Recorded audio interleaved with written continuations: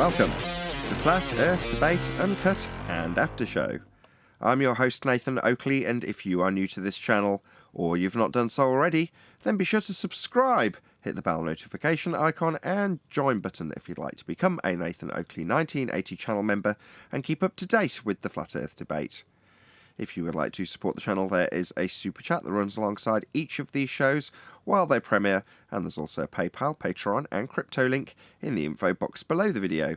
Speaking of Patreon, I'm going to do a quick shout out to all of you who do support me on Patreon. So, a massive shout out of thanks and appreciation to Phoenix Rising 86, Retro Bill, More Books, Cannabear, Fiber Oats, Bogey, Michael Kahn, Rob H, Ben White, John Kays, Patrick Gunnels, Banter, Will Brax, Mel B Styles, Troy Shuker, Hairy Blade, Mobile Max 777, Neo the One, Rob W, Open Minded, Reese Pound, Del West Watson, Maria Neelands, Unbelievable Productions, Blue Ridge Ranger, The Real Gabster, Liam Nedrick Jr., Abraham Mohammed, Adrian Quintana, Skeptic936, Life is Short, Texas Mike, and David Wayne Foster.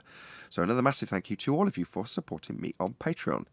Now I will hand over to whoever is in Discord and Google so you can enjoy their dulcet tones while I set up for today's live show.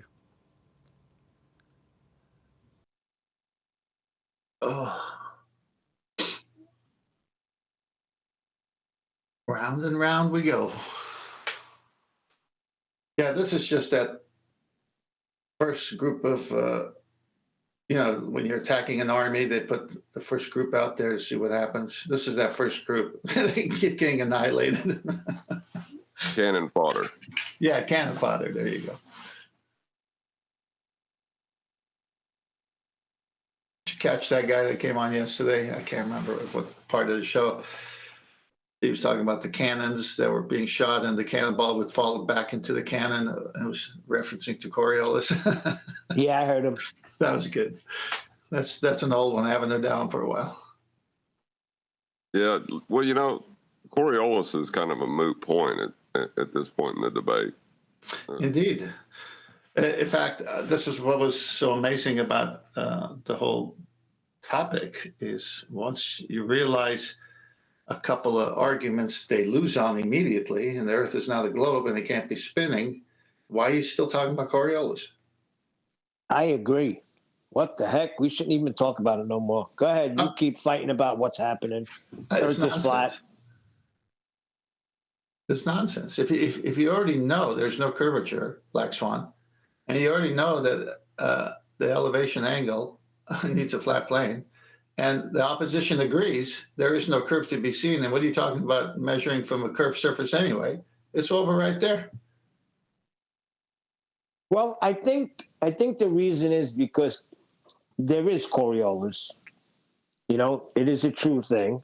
It's an optical illusion. There's just not Earth-based Coriolis because Earth is not a sphere. Right, John? That's what you're saying? Well, yeah, and see, the thing is we could see an effect that could correlate perfect to Earth-based or to Coriolis, and it would be a moot point. Earth is measured flat. So I could grant them everything that they say, all the nonsense they spew, and it would not matter. Well, that was your rules of engagement for a debate, wasn't it? It hasn't changed. Yeah, I mean, you can just whatever if you want to believe that, but it has to happen on a flat plane. Doesn't matter. Yeah, it's obviously optical. Whatever it is, like when the bottom of things disappear, due to weather, due to other things, due to the way the vision works in perspective. But they use that little thing in the natural world that everybody experiences and says, oh, that's Earth curve. I think I believe them. I was playing Frisbee with my son the other day, and I threw it, and it was going nice, and all of a sudden it just made a left turn, and 10th man, it went right down the sewer perfectly. Zoom! Bye-bye, Frisbee. It was because the Earth is turning. That's right. Forget the nature of the Frisbee and how it works. It's the curve of the Earth that drew to the gravity, pulled it to the sewer. I have a question about the sextant. Can you speak up? You get closer to your mic. Yeah, can you hear me now? A little bit better. If you get a little louder, it'd be better. Well, I don't know what to do. I mean, Okay, that's fine. Just talk slow. okay. My question was, when you're using a sextant, are you looking at the horizon? Yes, at Yes. sea with the mariner's sextant, you have a horizon mirror. You bring the object, the luminary, sun, moon, star, whatever, down to just where it's barely touching the horizon, and then you waggle it from left to right to create the perpendicular to get the vertical. And then you say mark. If you cannot use the Earth's surface, the sea, then you must have another option. And the other option is a bubble sextant or an artificial horizon. And both those serve in the same manner, except they're artificial. Both give you a horizontal, thereby validating that the Earth's surface is horizontal, flat. So what are the 3 points used for the triangulation? Well, the triangulation doesn't happen until probably a second or third sighting of a different star, or go a while and shoot the same star and do some math and do it that way. So you get a circle of equal altitude with the first sighting. So you're somewhere on the circle, and the GP, the zenith position of the star, is in the middle of that circle. That circle could be 3,000 miles wide, from the radius, from the GP to the observer. You just don't know where you are on that circle, so you can't triangulate with one. You shoot another star, and when the two circles cross each other at 2 points, they're crossovers, you're at one of those 2 points. By shooting a third, it leaves no doubt. It's where they all three cross each other. Just type in sextant videos, and you can see how they show this circle of equal altitudes, so forth. Well, yeah, I did, and one of the things I got was you're looking through a sextant mirror to look at the horizon. So is the horizon one of the points? It's your reference point. So a non-physical point is refracted horizon is one of your points you're getting an angle from, correct? Well, it has nothing to do with that. It has to do with it being a 90, a right angle. You must have a right angle. So whatever part of the horizon you see. How are you getting 90? Can I finish the answer? Will you allow me to finish the answer? I'm just wondering how you got the 90. Well, if you allow me to finish the answer. Or are you a troll from the beginning? Oh, I hate talking to people. I'm curious. I've been asking this question for a year now, and flat But earthers you're seem not to be letting me stumbling. answer. Well, Answer it. Just let him shut up and answer. Go ahead. No, I want to call him out for what he is. When someone talks to I'm me, not a troll. I mean, No, if when you someone talks- think I'm a troll because I'm questioning flat Earth, then well, I I'm guess that's questioning your own you. prerogative. Well, I'm questioning you. Did you go buy 45 to 50 books and read on the subject like I did? Shut up. I'm tired of you people.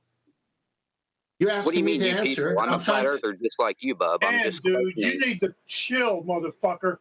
He ain't a troll. Hey, no swearing. Not in the warm-up. I don't like Save the it for way. the after No, you he's need to interrupting. chill. I mean, You don't like you it think- because I'm questioning the rhetoric that's been No, Okay, you're stop. not Everyone letting stop. me. Everyone stop. Hello? Okay. Can you ask Rhetoric the question? over here. Okay, Go hello, ahead. hello, I hello. originally Second asked- time's a charm. I originally Second asked time's a what the charm. 3 points Hello? triangulation Hello? is. That means stop And if talking. you would allow the And you, conversation hello? to flow like normal Hello? people Hello? do, you would get Hello? your answer. If What's the going first on? Can you not definition hear is me? good because you didn't do your homework on this accent to realize you have I the don't think star, the anybody can observer, hear and you. the... Who is this I guy can hear talking? you.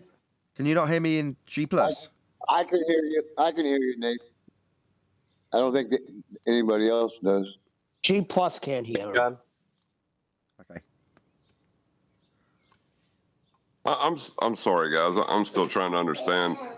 Okay, so we have a point of intersection at the horizon we're talking about, and a point of intersection at the GP. Which triangle are you all talking about? Can you hear me now in G+? Yes, Yeah. Nathan, we can hear you now. Finally. Okay. You can? Yep. Yeah. And You're in a little Discord? faint, but I we just can want... hear you. Oh, my God. Yep, Discord here. Yep. You can hear me in G+, you can hear me in Discord, and you can hear each other. Good. Yes.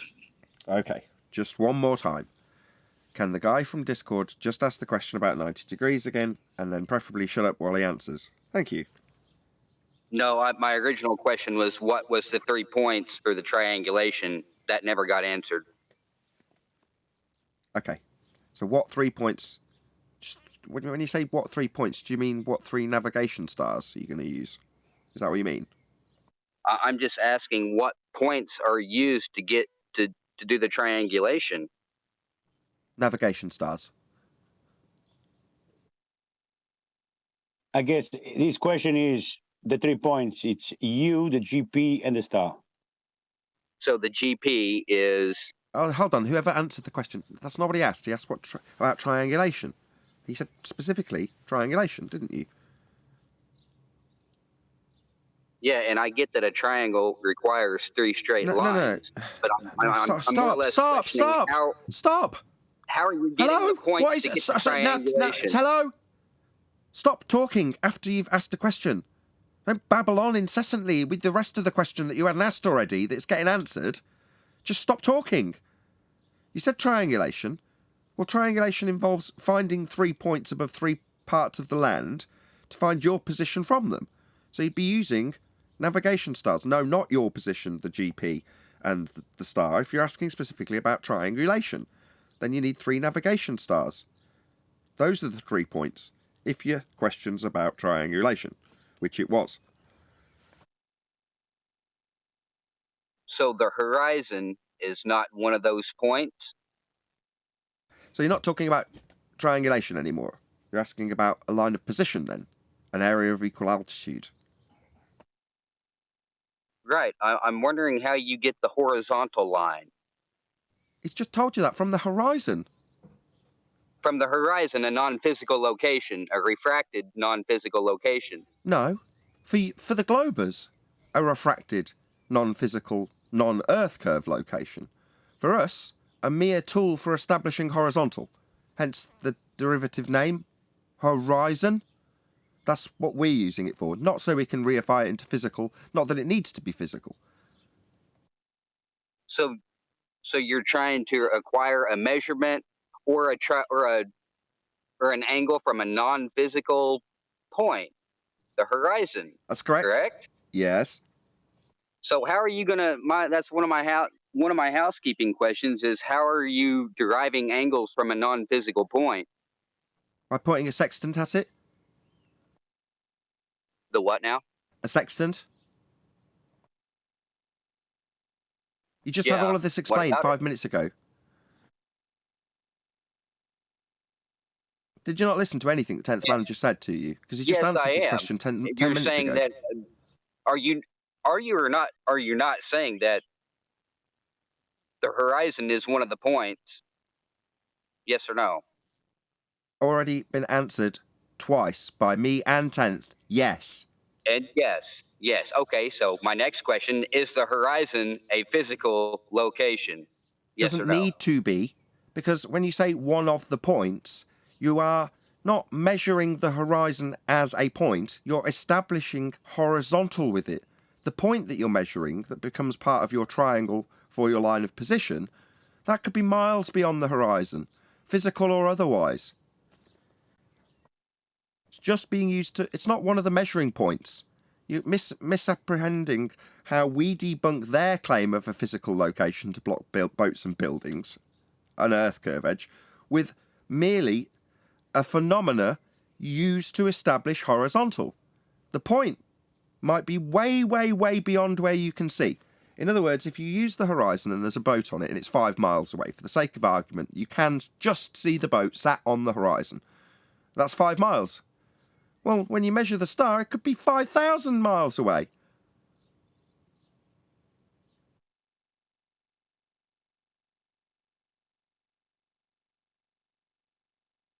I'm glad that got cleared up.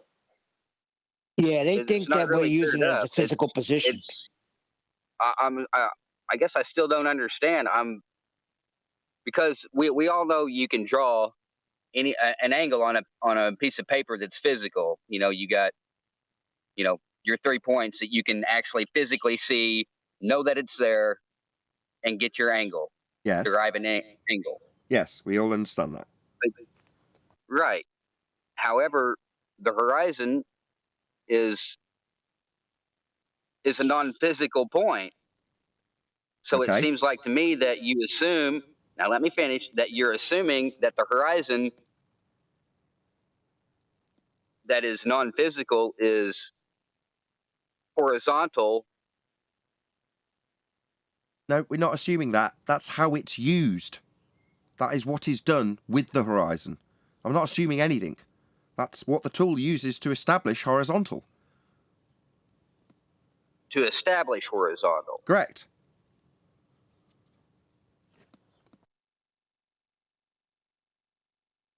You need a baseline, and you're drawing an angle. What you need is an angle, right? Well, your first line is your baseline. Well, you need to level the tool so that it's flat for a flat baseline. Then you've got an angle to the star, and then if you imagine a plumb bob drop down from the star, that would represent the position below it on the ground, known as its GP. There's your 3 points on a triangle in 3-dimensional space. The star, the position below the star, and then a flat baseline from your feet to it. Well, to get an angle, you first must have a baseline, and then whatever elevation you come off that is your elevation angle, the degree marker to the star. But the horizon, used to establish the baseline, doesn't have to be anyway. It could be a mile away. If you happen to have a foggy day and you can see the horizon a mile away, you can still use it. It's just used to establish horizontal, based on a perspective view of the world that gives us this very useful tool called a horizon. I think I know what the problem is. The phenomenon of the horizon is what we derive our geometric concept of horizontal from. It does not mean that the horizon is geometric. But Thank you. Right, but we weren't measuring it. I've just said it for the third time. We're using the horizon to establish horizontal for a baseline. That's not measuring it. It's using it to establish a baseline.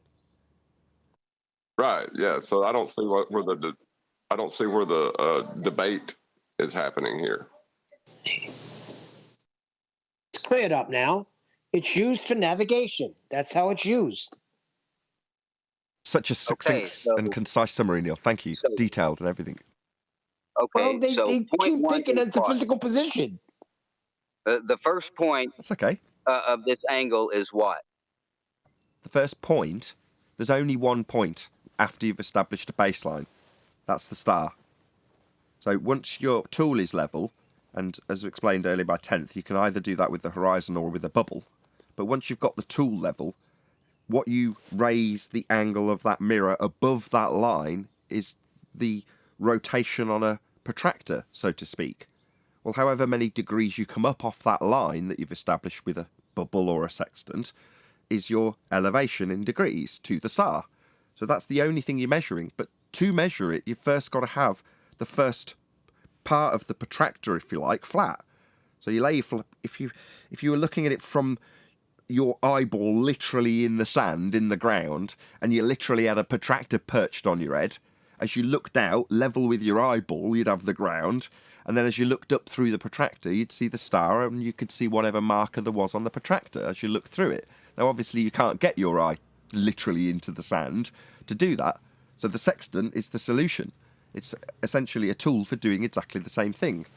But the first step in using that tool is getting it level for an angle measurement. Yeah, you said it's 0 degrees, and that gives you the baseline that you need. Well, you don't even need the sextant or the horizon in this either. You don't need a bubble sextant either. You can just use the ground itself, like Alberuni and Eratosthenes did, to get this elevation angle. So I'm not really sure about your point about the horizon. It's a totally understandable misapprehension because of the ingrained, indoctrinated viewpoint that it is physical. So when you go, well, okay, if we're using the horizon for anything, it must be the original use by way of reification in heliocentrism, therefore physical. Well, no. The horizon is what it is. It's being used by this tool. It doesn't have to be anything. It just is what you use to level the tool with.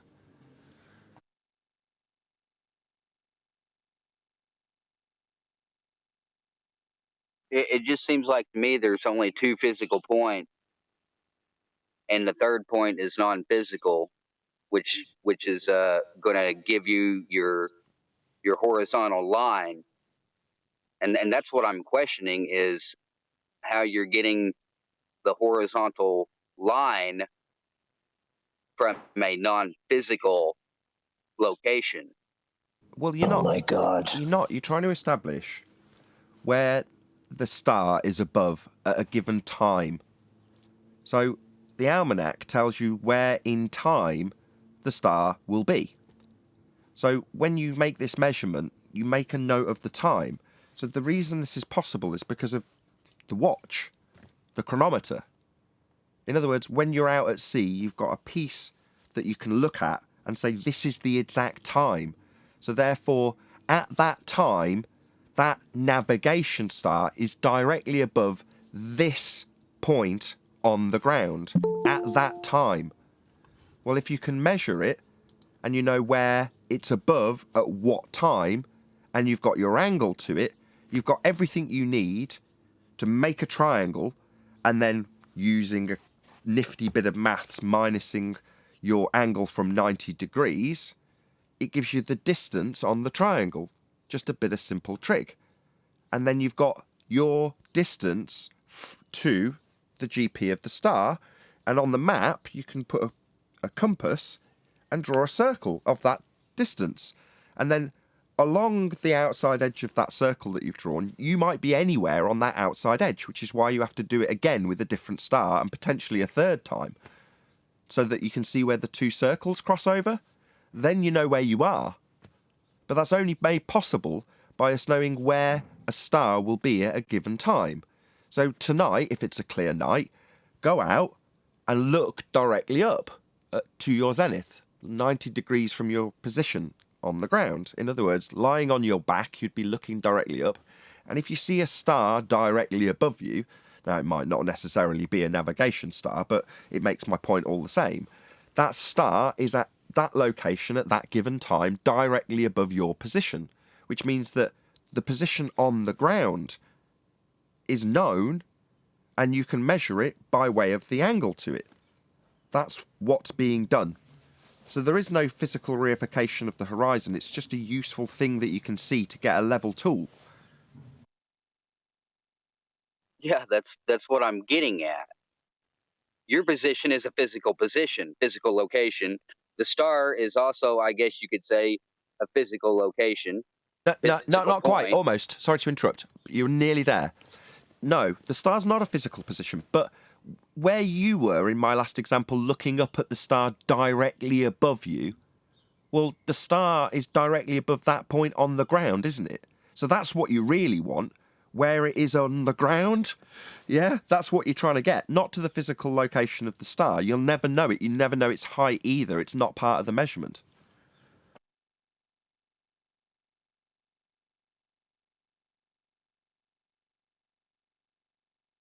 Yeah, it's the GP you want.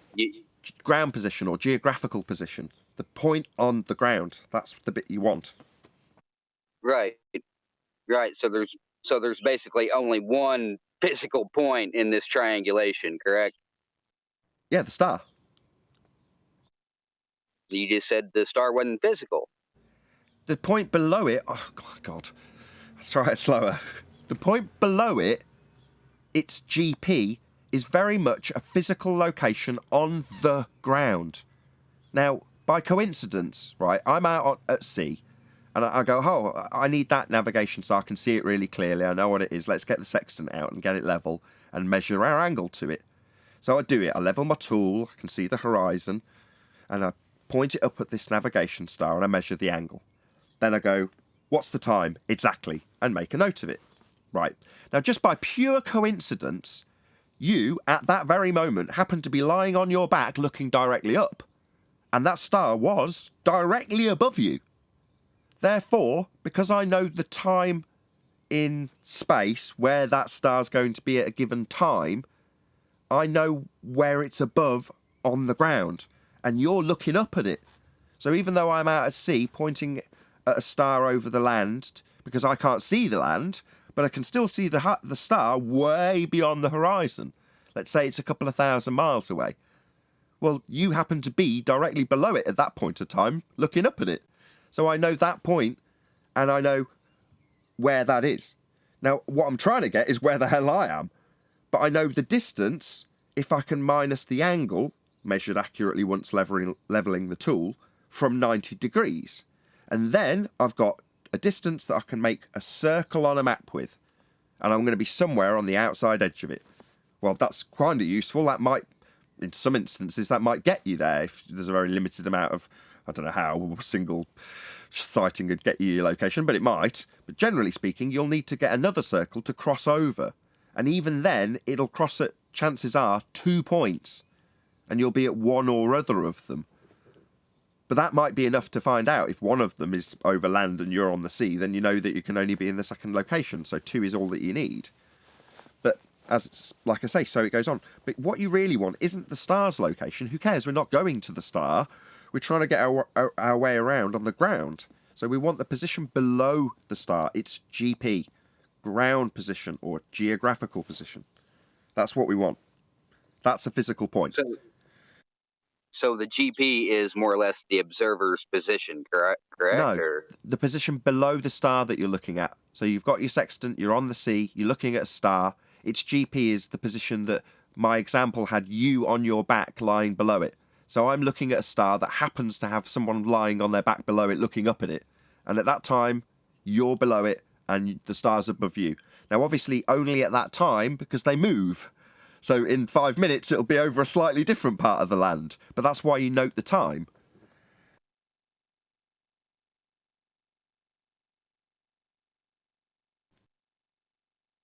That was Introduction to Sextant-Based Navigation by Nathan Oakley.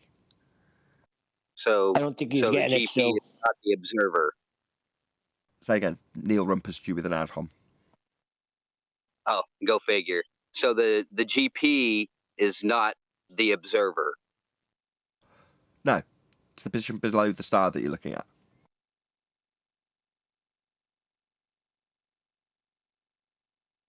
But the angle from your position is physical. I wasn't ad homing him. He's not getting it. The silence is deafening. Okay, you're telling me you got this first time. I certainly didn't. No, it was over a year of 10th man dripping it out. Yes. Right, so what's your beef? So what? I'm I'm just saying he's not getting it yet. They'll get it. Oh, that's so helpful. Yeah, You'd I'm make a not great getting it teacher. yet. I haven't got it for over a year now because I don't see how you can derive any angle from non-physical points. See? Here's my bingo. With a sextant, pointing at a star, having levelled it with the horizon. Pointing at the star, which is a non-physical point, and also pointing at the horizon, which is a non-physical point, correct? That's correct. Yes, that's correct. Yeah, And? so how are you going to derive any angle off of only one physical point and 2 non-physical points, man? Okay, you're confused. How am I going to... Go ahead and draw me. I'm not going out...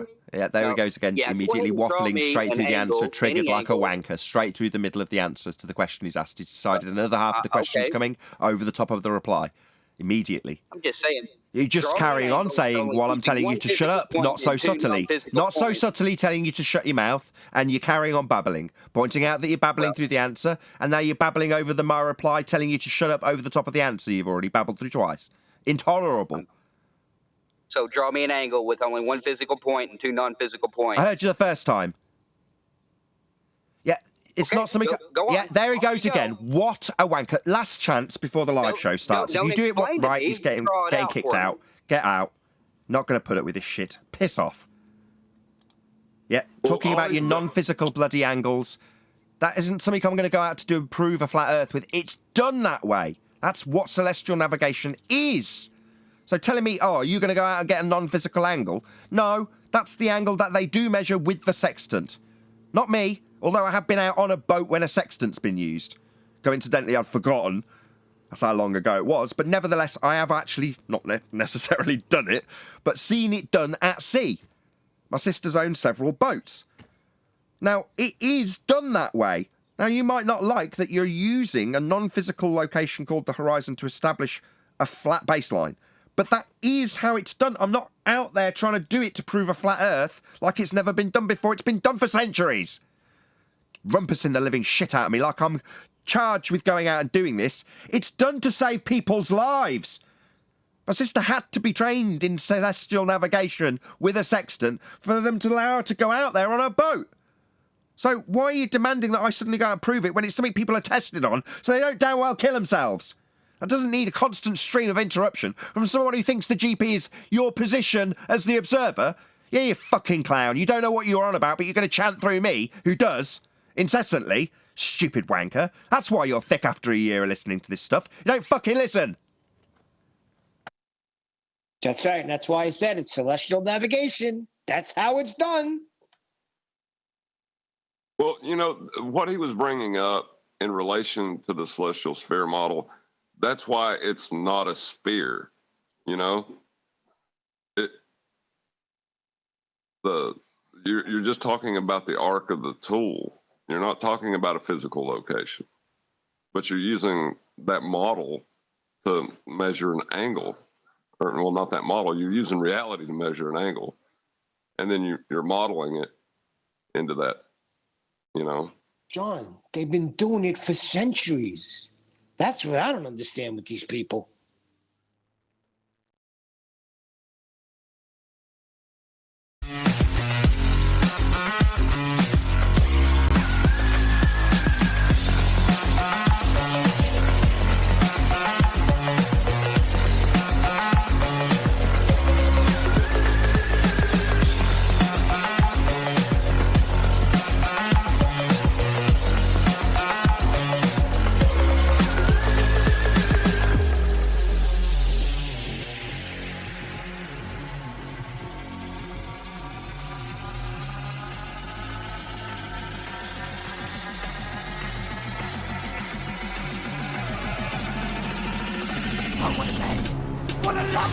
Welcome to Flat Earth Debate Live. I'm your host, Nathan Oakley, and if you are new to this channel, or you've not done so already, then be sure to subscribe, hit the bell notification icon, and join button if you'd like to become a Nathan Oakley 1980 channel member and keep up to date with the Flat Earth Debate. If you would like to support the channel, there is a super chat that runs alongside each of these shows while they are live, and there's also a PayPal, Patreon, and crypto link in the info box below the video. Most importantly, if you'd like to join the discussion, simply mute the page you are currently watching, then click the link in the info box below this video to join the panel and express your views on the nature of Earth. If you do join, please don't swear. If you do, you'll be ejected. And if you are, please don't try to rejoin the stream using sock accounts. You'll be warmly welcome back on the next stream. Please also share the show on social media. Sharing the show obviously increases the live audience, but this in turn increases the chances of a more diverse panel, so please share the show on Facebook and Twitter. One last time, if you're new to the channel or you've not done so already, then be sure to subscribe, hit the bell notification icon and join button to keep up to date with the Flat Earth Debate. Now, we are joined by 10th Man, Neil, Refracted Curvature, Brian's Logic, and a whole bunch of people in Discord, so welcome one and all. Hello, hello, hello. Let's get it going. Whoa! Good afternoon.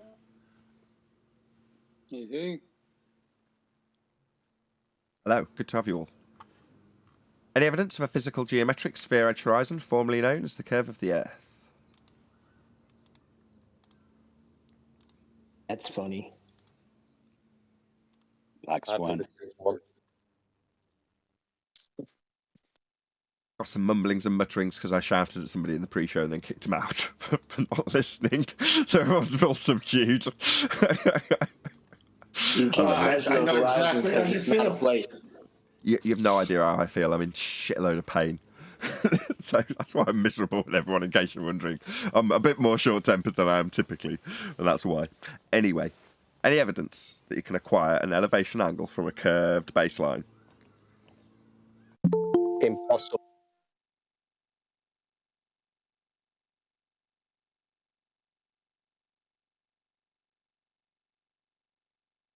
Hello. Hello, Arwen. That's really all you. Go ahead, John. I was going to say that's really all you need to prove the Earth is flat is the baseline. How you getting a baseline if you don't have a physical position? Well, that's why I said Eratosthenes and Alberuni. You know, they both used the aspect of Earth, which is a flat baseline, to measure angles with. Well, they didn't mention the horizon once in their initial measurements. Did you see that I'd released a video on that called Jack and Ori? Yeah. Yeah. Yeah, that's pretty good. Your story was better, though. That sucks. Nah, the dress was great. They're both. Yeah, yours starts out by. Again, I didn't notice this when you said it on the live show, but there was a man who wore a dress called Aristophanes. That was how you started off. And then I cut to a picture of, the first one I found when I just did a Google search for an image, and he was there in a dress. What do you want? Couldn't have been more appropriate. Any evidence of axial rotation of the Earth-based variety? Gonna need that for that. Yeah, that ends it right there. No need for Coriolis. Yeah, you got to kind of beg the question of the Earth having a radial value if you're going to argue Coriolis of Earth.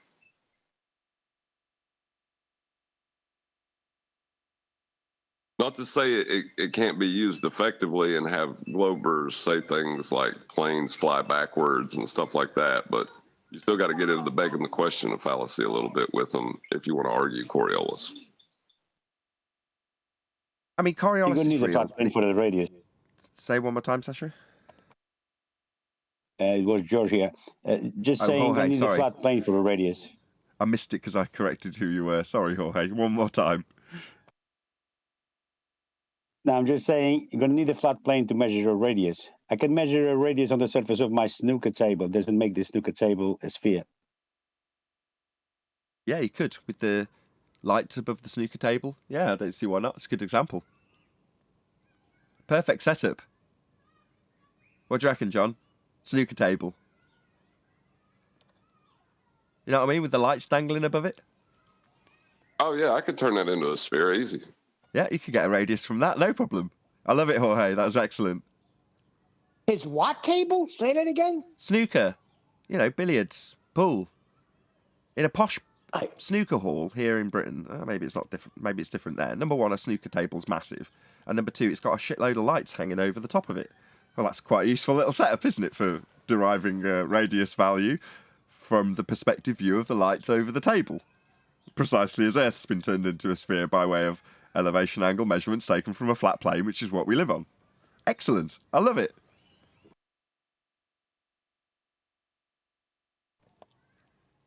Up until now, I've been describing, in-ceiling fixtures when trying to just detail how John, in his genius, came up with this example.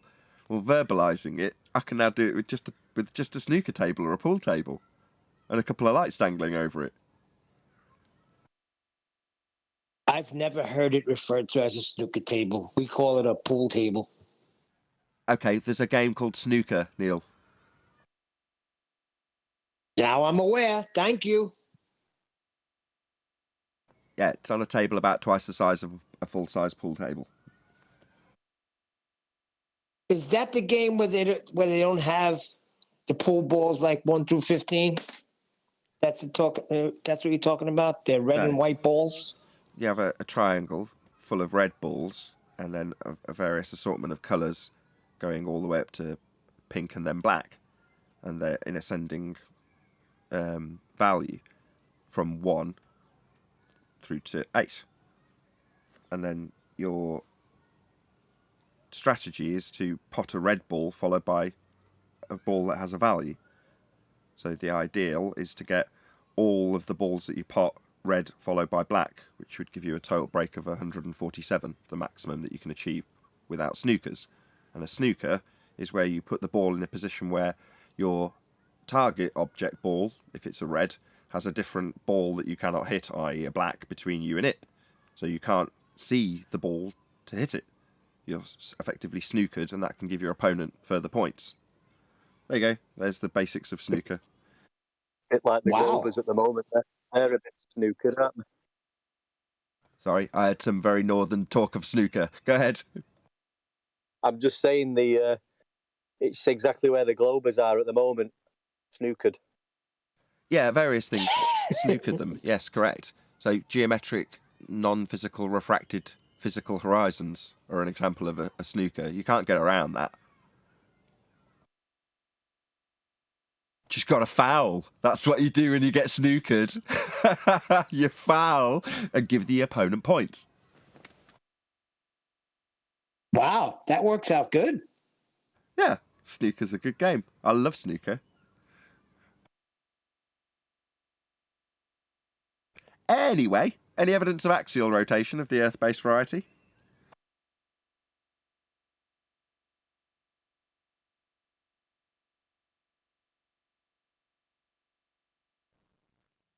Hello? Is it all broken? I don't think so. Gonna need an R value again. Has anyone noticed in the live audience that there's no screen flashing and no screen tearing and everything's running smoothly and I'm in a good mood, relatively speaking? Hooray for new components. I took out my graphics card and there was a load of water damage on it.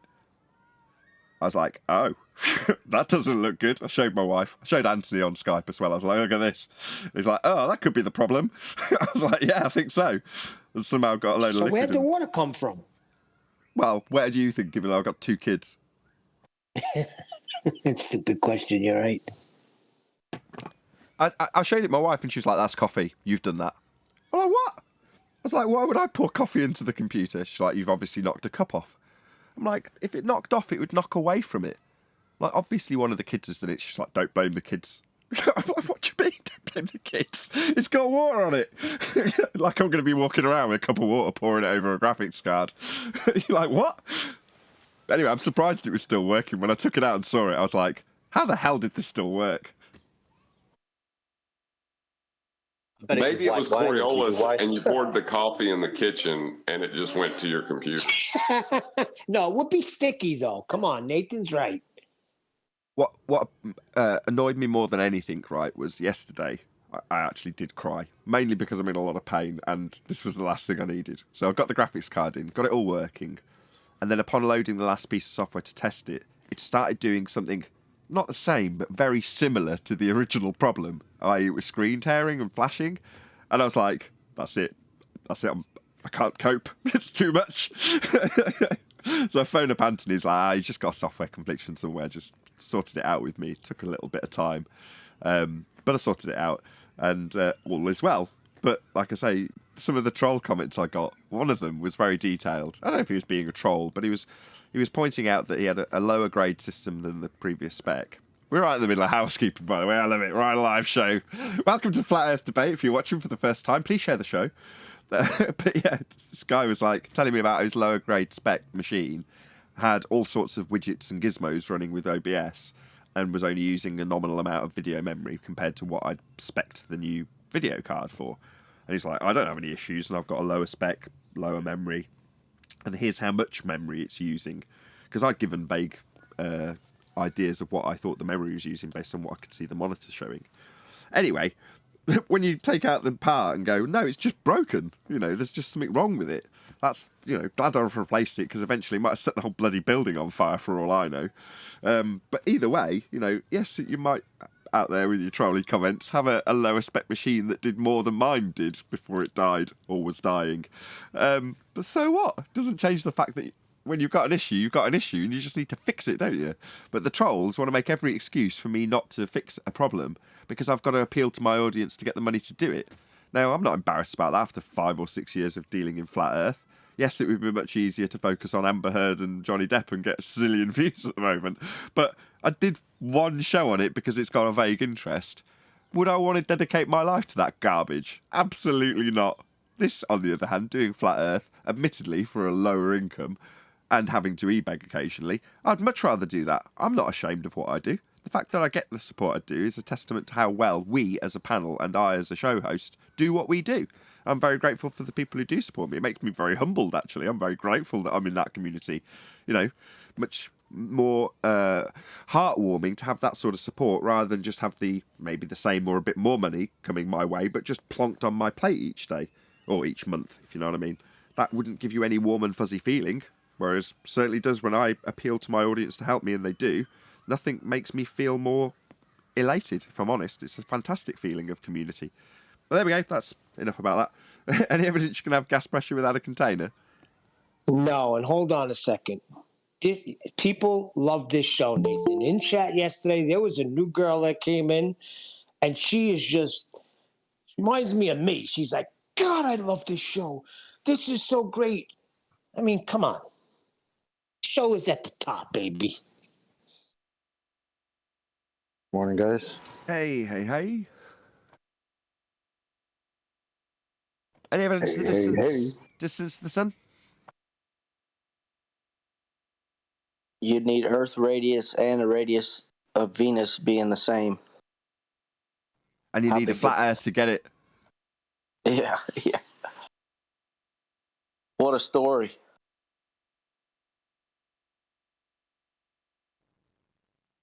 Speaking of radius, any evidence thereof? 100 people watching.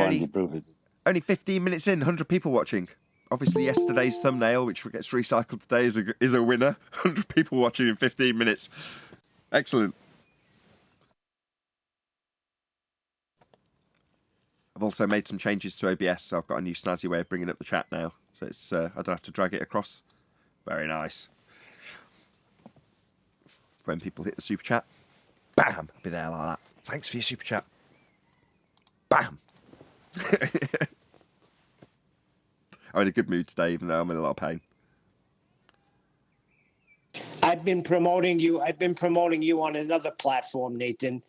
So let me know if you get hit with a bunch of subs. Was it New Street? Paddington? Which platform? It's the mob genre. This guy, Tony Soflo, he's got a show and very live, active chat. What are you doing? So I mentioned... Don't get the mob involved. Mentioned it. No. These people just like to talk about the mob. But they're shouting you out through there. Explain to them what the show's about. So we'll see. Fair enough. Any scientific evidence of gravity? I would be happy with the phenomenon at this point. Yeah, same here. It's God. My son said it's God. Sorry. God is I don't know. What, next question? Go on. Jorge. I'm just saying, I don't know. Next question? And that's why my son says it's God. It cannot be. That's why it's God, because it cannot be explained. What's your problem? Is gravity because God? Hello? At this stage, though, when you say it can't be explained, gravity, what is it then? What can't be explained? Well, that's what I asked him. I said, is it mass attracting mass, or is it the bending of space-time? He claims it's the bending of space-time. You will never be able to explain it because it's God-given. It's God-given, or is it God? Because before he said it was God. Now it's God-given. Yeah, So that's what he's saying. God's responsible for it. Right. Oh. I thought he meant God, but he's meaning God's responsible for it. For what again? Gravity. So that's why it cannot be explained. That's why it's got science. Back to this again. We've just gone around in the full loop. Stop. So chocolate's tried the same thing. So you're saying it's gravity and God because of the explanation that's required for it.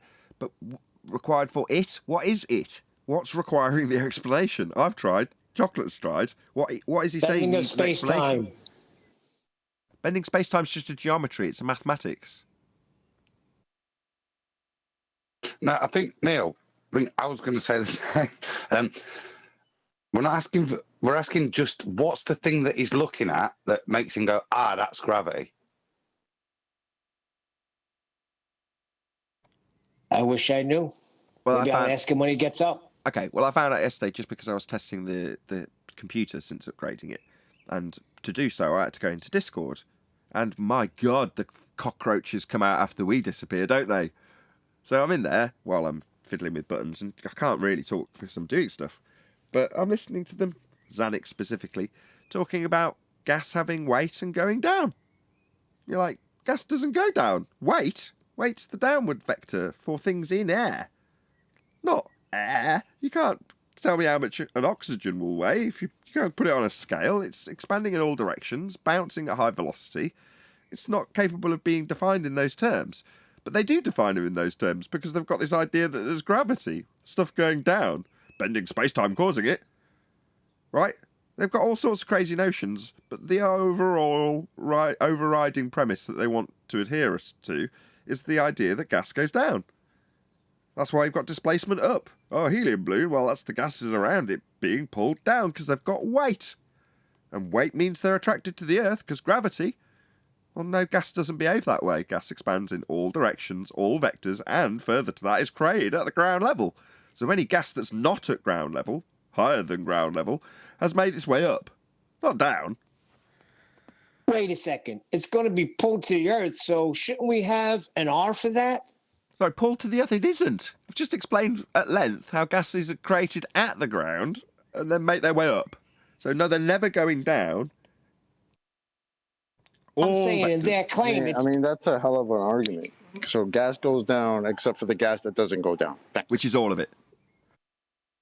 Well, Exactly. I think what Neil was talking about is when they say gravity, they're not thinking about that. They're thinking of their reification of a ball Earth and how you're capable of living on that ball. Correct. And they'll need a flat plane for that. Ouch. Ouch. Well, that checks out because they've been fighting for a flat plane lately, putting horizontal planes on top of spherical balls like a dingleberry, talking about tangent planes and shit. I mean, that's literally their argument now. So their argument is our argument. So again, like we said 2 years ago, welcome to Flat Earth.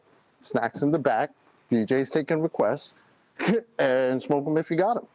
Thanks. No, chocolate. They're now saying that. Who is saying that we need a curved surface? What's wrong with you?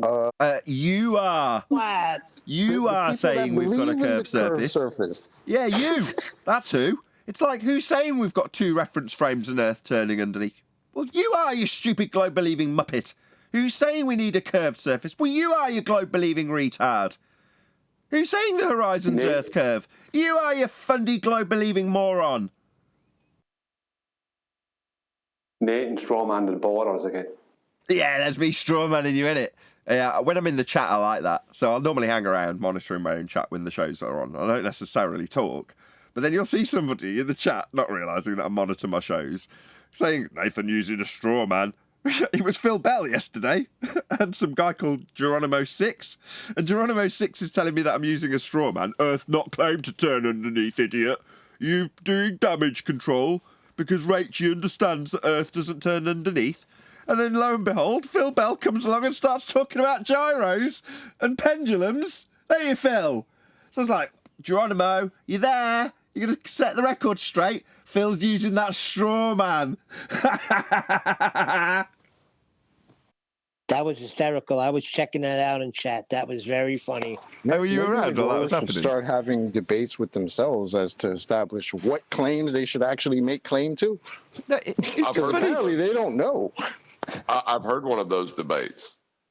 It is the most just sickening thing you'll ever hear in your life. But they'll all end up agreeing after they've made it so confusing that nobody can understand it. Yeah, I saw that 7 years ago, before I even understood what Coriolis really was at all. I watched The Rumpus and George Netanyahu do that for 2 straight hours on Erectile Dysfunction channel. Back and forth, with one of them claiming non-inertial and inertial reference frames, Earth turning underneath, Coriolis effect observed, in line with the globe, the other claiming no effect to observe, Earth and atmosphere moving as one. And they just back and forth it for about 2 hours. It was amazing. They're capable of doing it. Maybe you should bring it back for 2022, guys, because it seems like you're right back where you started. Yeah. Well, yeah, the thing is, though, the arguments moved past them. You know, Coriolis has an antecedent of a radius, which you have to get from a flat plane. Ouch. Can't have axial rotation without a radial value, and you'll need a radius.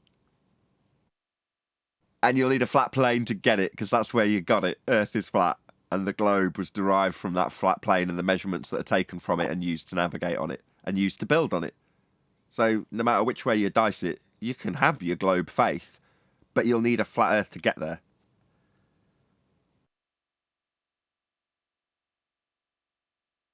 That's going to leave a mark.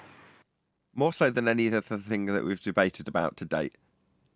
The realisation, we knew all along. We knew in 2015 when Red Rhetoric was addressing Jaren via Smokescreen Design's reply when he detailed how you could do the Aristophanes, or whichever example he gave, with elevation angle measurements that could be done without inserting the R value.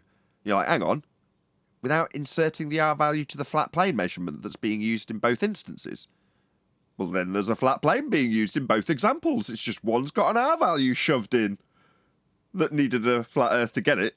So you're pretty much snookered. That'll be you, globe believers. Not my reference frames, not my Earth curve, not my axial rotation. None of them are my claims. Not a straw man when I say globe claims Coriolis. It does. We just don't see any drift. Can I ask you a question? Is it true they add the R value to the geodetic surveying after they've took some measurements, and afterwards they put a globe mathematical calculation to that after they've made an angle measurement? Is that true? When you say geodetic surveying, for what purpose? I was having a conversation with somebody about how the R value was measured, and they said it was through geodetic surveying.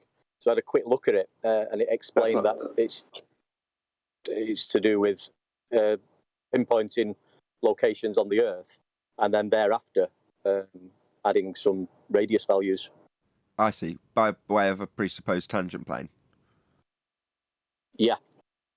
Yeah, that's by way of a presupposed tangent plane. Which is contradictory to the celestial sphere model to assert a tangent plane. The answer on one deck is yes. They measure everything flat, then they add in our or afterwards.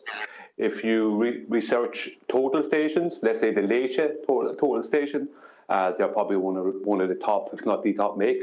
You will find that all the coordinates, all the raw coordinates are all in 2D and 3D flat plane. And it's not till afterwards, when all the data is taken from the Lite total stations, that they then add OR in afterwards. But they never really add OR in because they're just dealing with reality. So all this stuff about adding OR in, that's just like a mathematical game they play if they need to. No one's adding OR in reality because you don't need it. It's not part of reality. But they can mathematically add it in afterwards, and they do, to make a globe up eventually. But if you get the best maps, the most accurate maps you can find are OS, Ordnance Survey maps.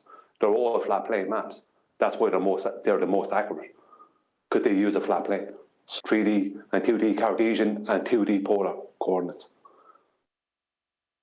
But wouldn't inserting R invalidate the measurements they took to begin with? Yeah, it would, but Brian's not on that tip at the moment. So I saw Brian's comments in my video, or someone else's video it may have been actually, where someone was talking about the presupposition of a globe Earth, and Brian pipes up going, yeah, you'll need to measure an R value, and I know how you do it.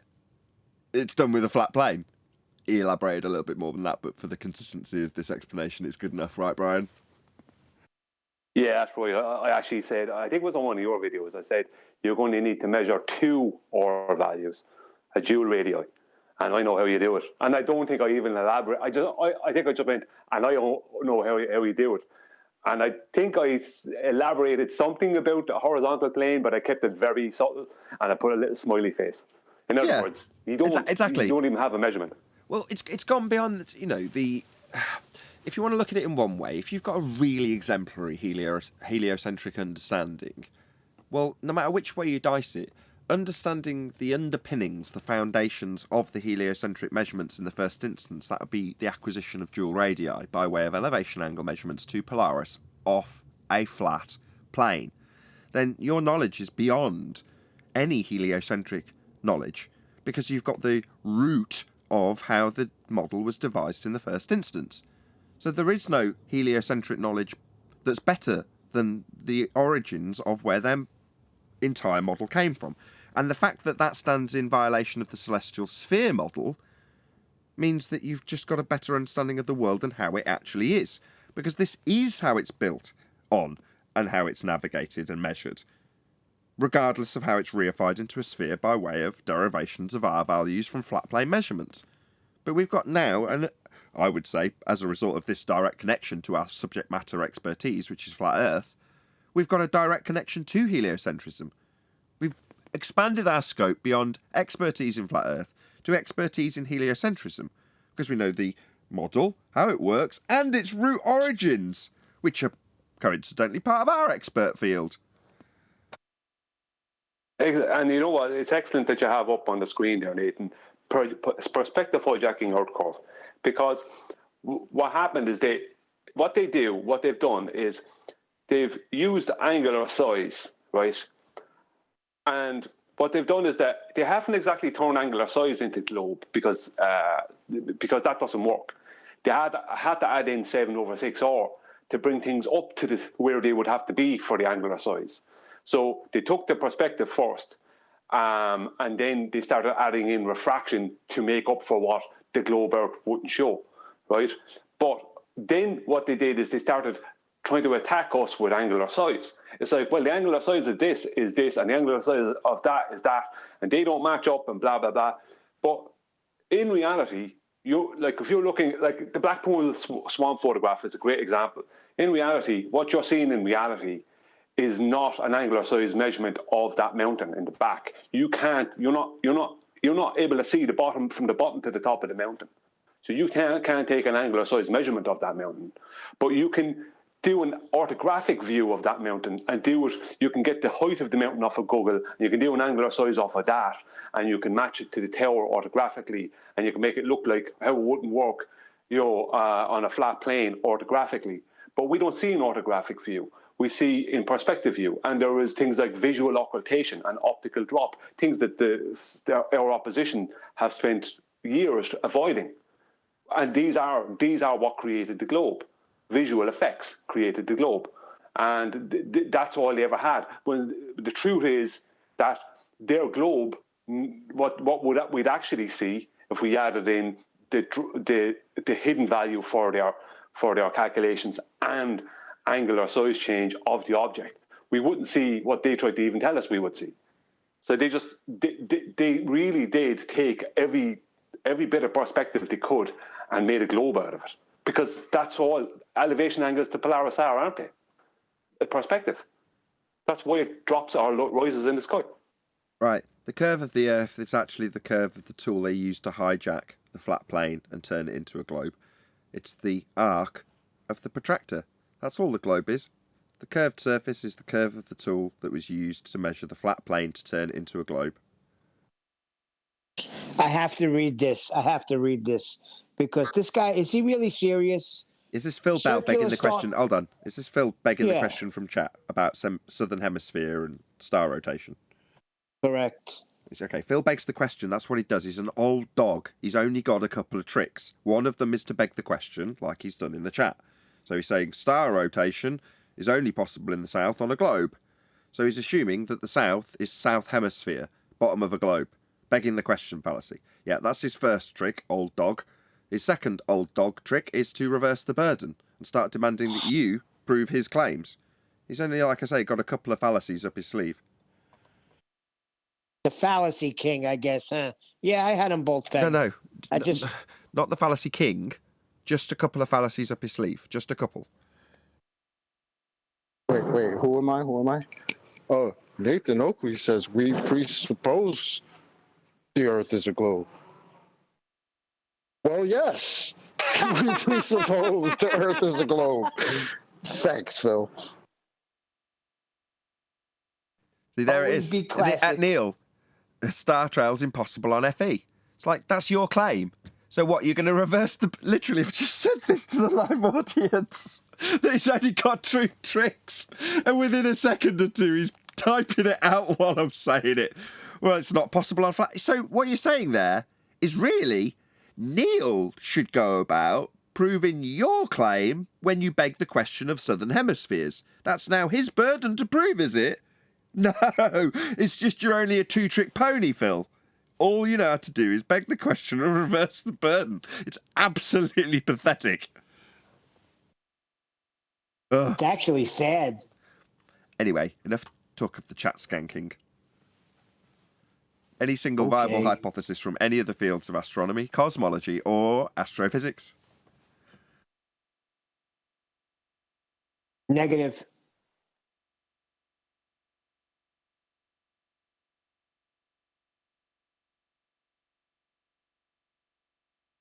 Again, they got phenomena to look at all day, but how are you building a viable hypothesis? You have can you use any of those things as a independent variable? Still waiting. No, that's what they think. Observation. All you need is observation, and that's validation. Oh shit. that sounds like science. Looks like we're knocking on the Sounds door more of televangelism. I was just going to say, we'll They name it and claim it. Go ahead. No, I wish I was funny, but it sounds more like televangelism. They'll just name it and claim it. Yeah, basically it is. Almost 140 people watching halfway through the show. Fantastic. Last housekeeping question. Oh, by the way, please share the show. The only reason there's knocking on 140 people watching is because regular audience members share the show. So please smash the share button if you've not done so already. A massive thank you to all of you who have smashed the share button. As I say, that's the reason we've got a decent audience. So thank you very much. Please share the show. Any evidence of a self-perpetuating molten iron core at the centre of a presupposed spherical Earth? Why would it have to be a presupposed spherical Earth? Is there not an actual spherical Earth that we could... No? Well, you'll need a flat plane for that. Oh, gosh darn it. Go on, Matt. You just stopped miking. There's none. Yeah. Just pop yourself on mute. I think that's it. That concludes the housekeeping. Following on from yesterday's conversation, Anthony wrote me in mainly because I roped him into helping me solve my computer issue, to chatting to Rachie. So literally while I got him on a call to solve my woes, he added Rachie to the call and then not demanded, but you know, it was sort of fair game. So now you've got to explain Coriolis at length for an hour or so for the benefit of Rachie, which I did. Not that I begrudge Rachie doing that particularly, but I was just a bit stressed out doing other things which she might have picked up on by my shortness. But there we go. So I had a discussion with her, and Anthony was very keen to labour the point that what they've convinced her is Coriolis is Globiolus, and they're delighted and patting her on the back and telling her she's done well because they've got her to swallow the incorrect description of Coriolis. Now, the interesting thing that I found when chatting to her was, although I misheard her because I was half paying attention to my computer, she absolutely understood what Coriolis was, to the point where she could define it to me in a breath. No issue. With reference frames intact and the explanation of the not actual drift intact. But in spite of that, which was also quite surprising, she was content to accept that their position, she kept on positioning the anti-flat earthers as somehow having a justified position to hold in this regard. It's like, matters not. The globe position is Coriolis. End of statement. Doesn't matter what these idiots tell you their claim is and congratulate you when you understand something that's other than Coriolis. Because it ain't Coriolis then. But there we go. At the end of the discussion, I hope, or I sensed, that she appreciated that the juxtaposition they make is from the observation on the ground rotating, seeing something seem to drift, i.e. a ball tossed over the roundabout travelling in a straight path between one person and another, nothing to do with the roundabout, but somebody on the roundabout seeing it go over the top and look like it's curving. That's Coriolis. As opposed to, I'm on a roundabout looking at a ball tossed over the top in a straight line, but from my position on the roundabout spinning beneath it, looking like it's curving. My explanation for the curve not being there, number one, that's weird. Why isn't there a curve there? It should be there. But it's because the ball has got an engine and correct for it. Like, it wasn't doing anything. It was only ever travelling in a straight line. It's the illusion that's created from you turning beneath it. That's Coriolis. And the globes claim to have that, regardless of their bastardizations of what Coriolis actually is. And it's easy, relatively speaking, to reference. Just go to Wiki and look at the GIF. It's got 2-sentence description with a diagram that shows you it happening. Or go to National Geographic and show them with 4 people on a roundabout and a ball being tossed. And then their GIF and diagram of an actual trajectory in a straight path and the curved trajectory that you have apparent from the ground as you turn beneath. So that's the actual effect that Coriolis is, and that's the effect that Globe Earth is claimed to have. Therefore, we expect to see it if it's claimed to have it. And when we don't, that's not call for anti-flat earthers to step in and poison flat earthers like Rachie into belief that, no, that's not really the claim. Coriolis at 15 degrees an hour. That's not really the claim. We claim Earth and atmosphere move together. It's conservation of linear/angular momentum. And everything's travelling together in violation of the first law of thermodynamics. You go higher and you still track with the ground that's moving beneath you, obviously. Because you've retained the velocity of the ground as it threw you off it as you jumped in the air. Coincidentally meaning you land on the exact same point. It's all negated or cancelled, no drift to see. And that's what you're expected to see when you don't see anything. Proving Earth spins because I assumed that the entire time I explained this to you, confusing the crap out of you. Meanwhile, Coriolis is just drift that you observe if you're turning beneath stuff. Not actual drift, because the thing isn't drifting. Just seems to, because you're on a roundabout. Anyway, there we go. That wraps up that 2-day discussion about Rachie. I'm happy to hear it because I'm happy to hear that she did understand what Coriolis did, because I hadn't spoke with her what the Coriolis effect really was. It's just that, look, she's not the only flat earther where they're getting roped in to these anti-flat earthers' claims. These claims are being made up by these people because the official globe claims can't be proven. So they're making up other claims that involve the Earth being a flat, constantly horizontal, constantly motionless plane where a sun, moon, and stars rotate above, and that puts us on a rotating globe. That's where they're at. Yeah, they're doing it in chat right now. The whole time they're doing it in chat. It's a joke.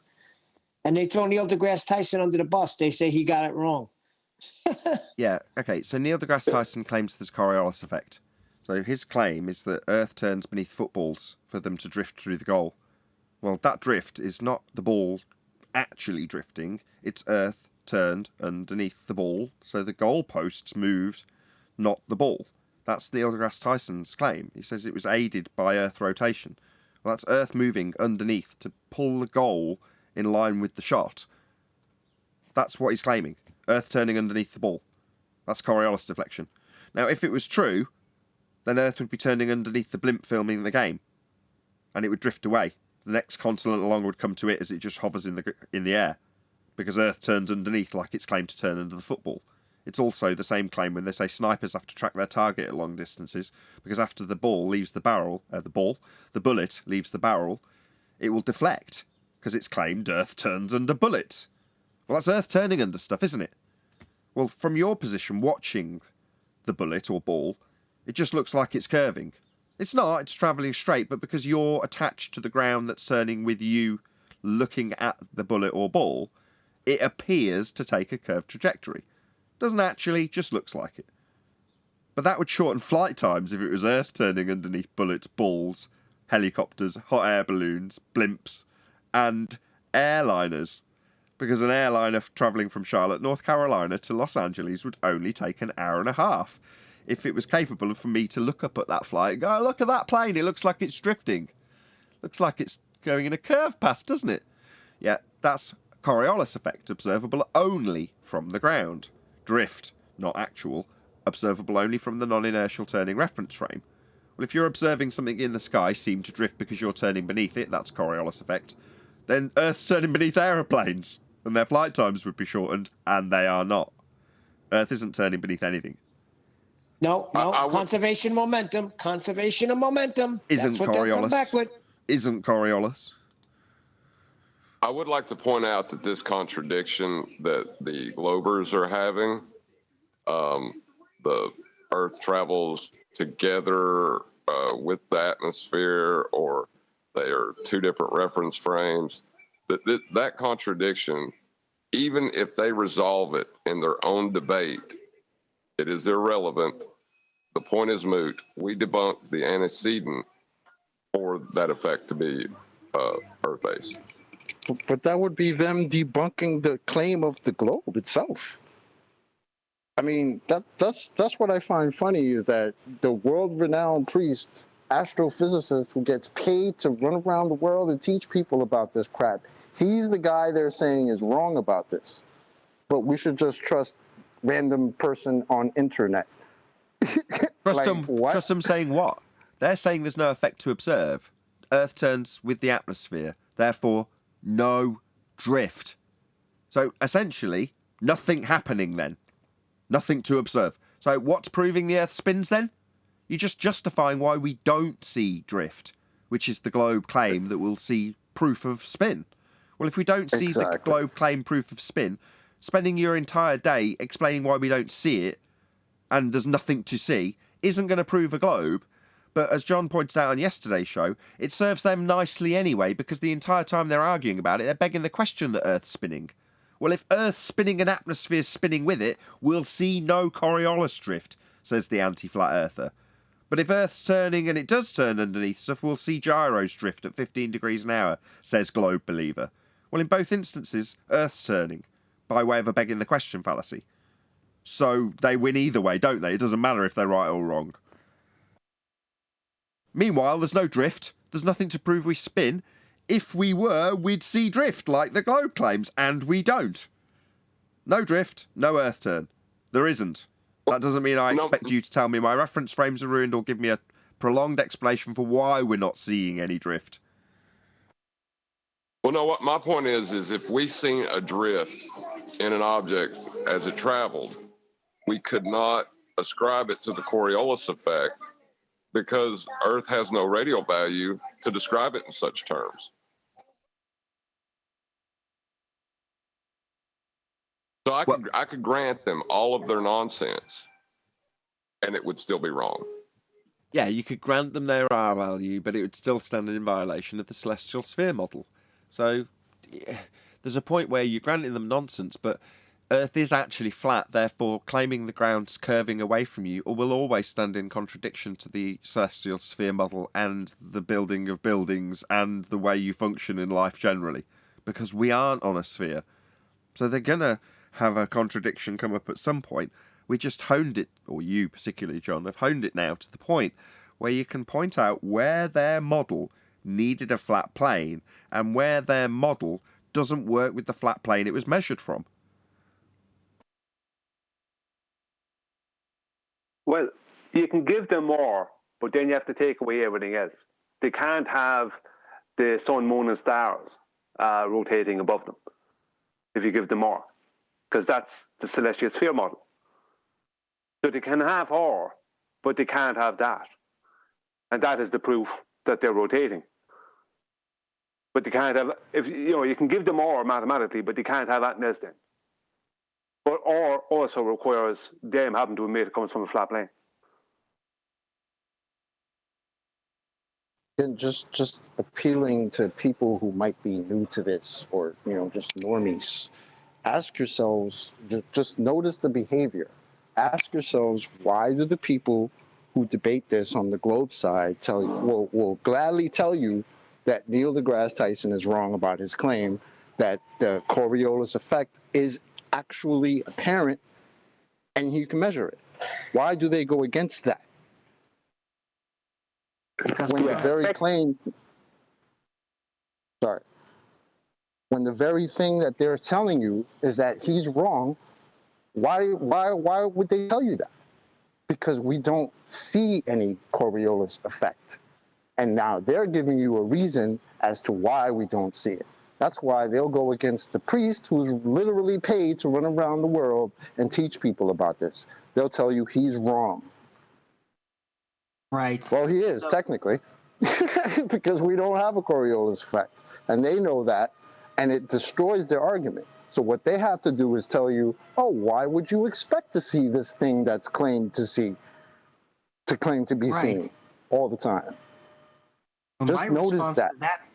My response to that would be, okay, so if we wouldn't expect to see any Coriolis deviation and our reference frames have been ruined, what proves the Earth spins then? See, this is the thing. The word effect is the important part.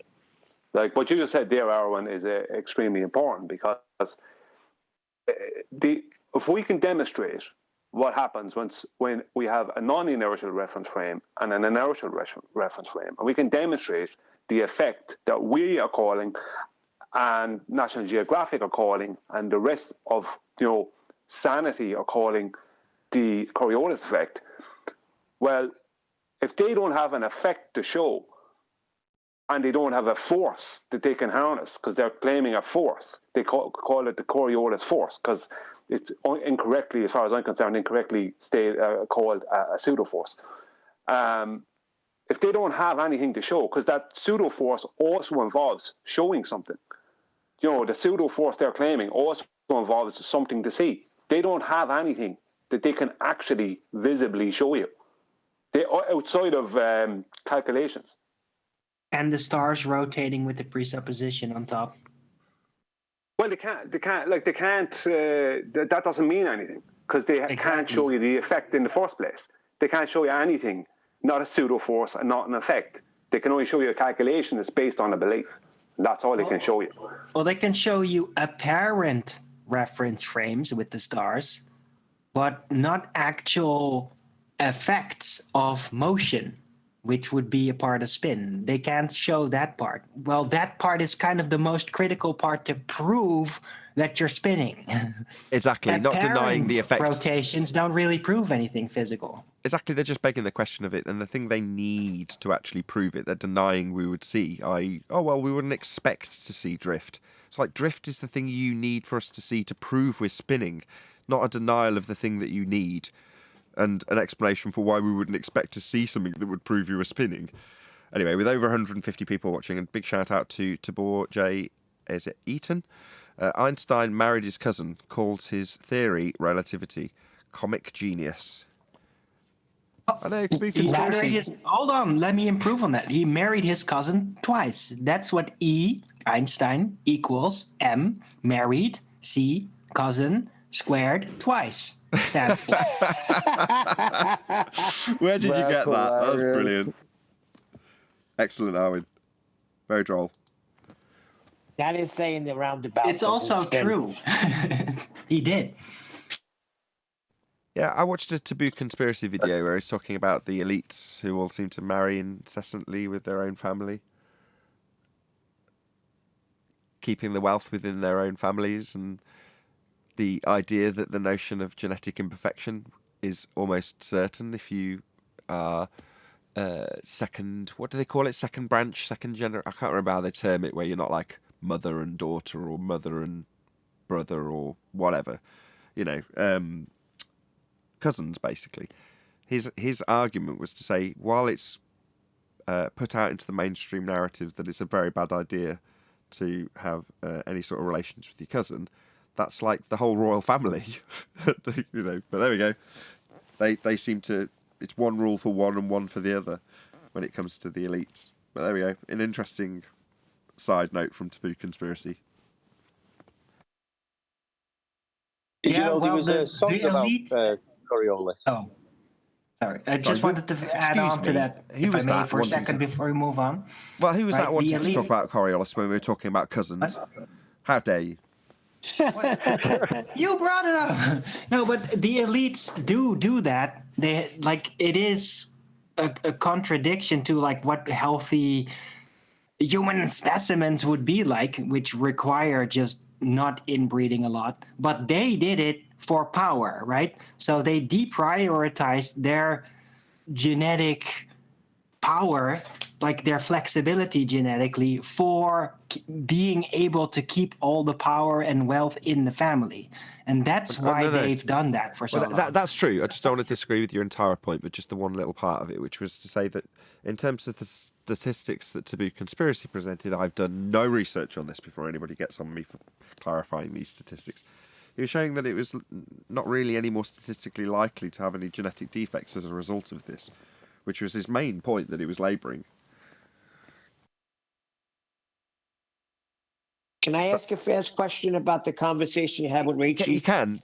I'll just summarise the point. The idea of the genetic imperfection was the propaganda point that he was making. That was the reason I dropped it in there. But someone else wanted to talk about Coriolis more importantly from, I think it was One Deck. I was just saying, did you know there was a song about Coriolis? No? Spin Sugar? Damn it. No. But No. It goes like this. It goes like this. You spin me right round, baby, right round. Globiolis like a right round from the ground. No, that's Dead or Alive. Coriolis is not actual spin, though. But That's Do it Dead or again, Alive. One Deck. Arwen was making it impossible for you to do. Yeah. Arwen, oh, I'm stop sorry. hating. I'm only making a point. Yeah, I've got control over that for the audience. They didn't have to suffer that, just you and G+. Oh, thanks. Done now? So just because I've now, literally because it's just happened, got an opportunity to mention it, right? When the gates are closed, I've now got a new little tool. I'll just show you this on screen. Although, can somebody in Discord say something, please? Hello. There you go. So this is actually a repurposed oscilloscope. So I just needed a monitor so I could visually see when somebody's talking when the gate's closed. So like then, Arwen's talking, and obviously he's not making his way to the audience because that part of the line in Voice Meter Banana isn't routing his audio to it because the gate's closed. But I can still see that he's doing it. There's a light that flashes with an oscilloscope. Anyway, I just thought it was quite interesting because I've been doing new computery stuff and upping my game slightly. The chat's a bit more slick. Do you want to see that again? Bam! There it is. Anyway, sorry, I'm just excited. New toys. Little geeky audio nonsense. I just wanted to know what she was saying about them saying that Earth doesn't spin like a roundabout. Because I was getting some of what you were saying, but I was doing something. I don't know if you addressed that or not. They were telling the truth, Neil. Yeah, Dead or Alive's too old now. It's like is that late 90s? No, late 80s, sorry. Dead or Alive? It's too old. Although that said, going by my stats, is it too old? Yeah. It's at the tail end of the generation that watches this show, let's put it that way. Well, am I not being heard here? Yeah, we hear you, Neil. Wait, what'd you say? Something about Elvis or something.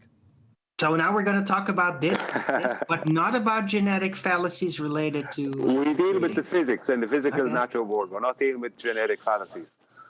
What was the answer about the Earth not spinning like a roundabout?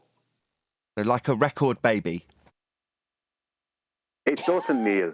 It doesn't. They were telling the truth to Rachel.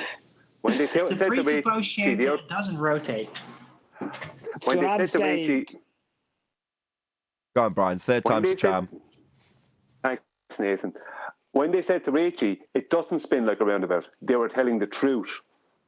It doesn't. Yeah, we got to that in the discussion yesterday. I was like, you've got to realise it's difficult to spot, but there's often a point where they deny their own claim as an anti-flat earther, and we'll say something like that. Well, Earth doesn't turn like a roundabout. Well, that's a concession. It's claimed to turn like a roundabout on an axis. That's what it's claimed to do. But when they get to the point, that they're denying their own claim in the first instance. They're reliant on you wanting instinctually to point out what the globe claim really is, because they're denying it. But then you find yourself in an awkward position where you're fighting for the very thing you're trying to debunk, because your opponent is denying the thing they claim that you want to debunk. So they're denying that we should see drift. That's Coriolis effect at 15 degrees an hour. Thanks, Bob. That's the drift they say we'll see. But they deny it the moment you point out we haven't got it. And then you've got two choices. Spend a prolonged period of time explaining to them what their own claim is because they're denying it, or just agree. That's right, Earth isn't like a roundabout. It's not spinning like a record, baby. Yeah, just Was take that not what we... I'll just put it on screen. That not what we call the new normal reversal? Yes. You know, sorry, Adam, I was just going to say that's one of the dangers of begging the question, and Rachie fell into it. You know, and Coriolis is one of those topics where you got to beg the question if you want to have a discussion with them about it. You know, and it can be dangerous for your own understanding if you don't get that fine line you have to walk. It's what Nathan's good at doing. We don't want to talk about individuals, but we are covering all of the things, like I said, that we put this up for. And new normal was one of the things that I think came out of the last time we discussed Coriolis, which is exactly what Nathan's saying. They'll get you to try and defend their position, and they'll deny their position. These are all the things that the globe blasts with. They'll deny what the priests say just to be anti-flat earthers and constantly self-contradict. We are rotating, we're not rotating, you know, coupled with the other bits. But these are all there, and they're all surfacing again as we're discussing what's coming. It's quite telling. But all these points are covered, if you look at it. You know what I mean? We've covered them numerous times. Let's just go through them one at a time. Read them off and we'll rattle off what we mean by it. Okay. We'll start with the self-contradiction. Yeah, speaks to itself. So claiming that Earth turns underneath there's going to be a 15 degrees an hour drift, then telling you that you and your reference frames are ruined and we wouldn't expect to see drift. Even though pendulum drifts, but fundamentally, inability to formulate within scientific method. None of what they bring to the table as evidence is within scientific method, is it? Perfect. So you've got examples like Foucault pendulum and gyroscope, where there claimed to be experimentation to demonstrate that the Earth turns beneath at a 15 degree an hour rate to cause the deflection in the gyro or the pendulum. Now, those aren't scientific. They aren't phenomena that you observe in nature. Nothing's drifting in nature, so they conjure it in a gadget and call it gizmo science, actually pseudoscience, so that you think the technology that they're presenting is proving something happening in nature, which it isn't. Feeble attempts at distraction, I think, is open that up. Calling a claim that we don't see drift that's claimed, 15 degrees an hour, that's Coriolis effect. They say we don't see it, and me saying we should, which I don't, is a straw man. That's not their argument that we should see Coriolis effect at the rate of 15 degrees an hour as Earth turns beneath. We don't say that, says the anti-flat earther. That's a straw man. Yeah, just a weak obfuscation technique. Distraction. A few of them and all. Next one, I think, is quite pertinent for the anti-flat earther as they try to debate it, which would be globe blasphemy or a doctrinal denial of their globe priest. So, as we discussed, Neil deGrasse Tyson says the football went through the goal assisted by a 1/4 inch deflection to the right from Earth rotation. That's the claim that the Earth turns underneath the football because the football's in an inertial reference frame and you're observing it from a non-inertial reference frame. That's 15 degrees an hour drift as Earth turns underneath, otherwise known as the globe Earth claim of Coriolis. Now, when we point out that if Neil deGrasse Tyson's claim in line with the globe of Coriolis deflection at 15 degrees an hour causing a 1/4 inch deflection to the right of the ball as it went through the goal, then Earth's turning underneath the ball. And if Earth's turning underneath the ball, then Earth's turning underneath the blimp. And the airliner and a Charlotte, North Carolina to LA flight would only take an hour and a half instead of 5 hours. Then the reply is to say Neil deGrasse Tyson's claim that the Earth turned underneath the football is incorrect because we're showing how it doesn't happen. And then finally, the new normal reversal is to say, why would you expect? We wouldn't expect to see drift. Yeah, back to my first example, it's always going to be the best one. I point out that Earth isn't turning underneath the blimp that's filming the game, even though Neil deGrasse Tyson says that Earth's turning underneath the football during the game. And SciMan Dan turns around and says, you and your reference frames are ruined. Like, hold on, this isn't my burden of proof. Why are you reversing this burden onto me? Like, I've got the reference frames, I'm claiming them, and you've debunked them, when we point out that the globe's reference frames are ruined. Suddenly they become mine. Just a reversal of burden of proof.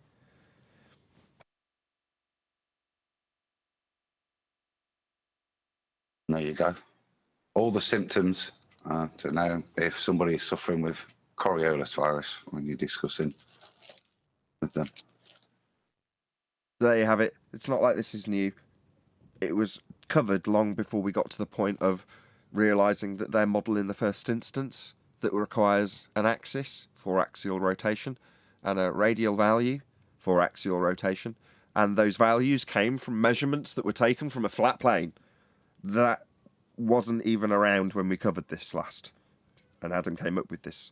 You can guess the time period from the hints, right? What? Sorry, Nathan. I was just going to say FHS, just for anybody in the States or anywhere else for that matter that doesn't know what that's a reference to. So FHS is our health service, which is the national as opposed to Flat Earth Health Service. But National Health Service is the UK hospital system, or NHS. I did just rob that off of a NHS and just doctor it, yeah. Yeah, you can see the F slightly wrong size. I love it. Very good. That line in it, yeah. What they want to do is they want to hand you their losing argument. That's what the basis of all of it is. Exactly. They want to be able to hand Flat Earther their losing argument and have you trying to prove rotation and them laughing at you. That's what it sounds like. That's what it is. That's exactly what it is. We wouldn't They expect to see abandon- drift They implies abandon that... all their arguments, and then they just make you the glober secretly. That's what they saying want. we wouldn't expect to see drift is essentially projecting their losing claim that we will see drift at 15 degrees an hour on a turning Earth onto you when it fails. So we wouldn't expect to see drift, says the globe defender / anti-flat earther. It's like, I wasn't saying we would. The globe did. It just failed to demonstrate itself.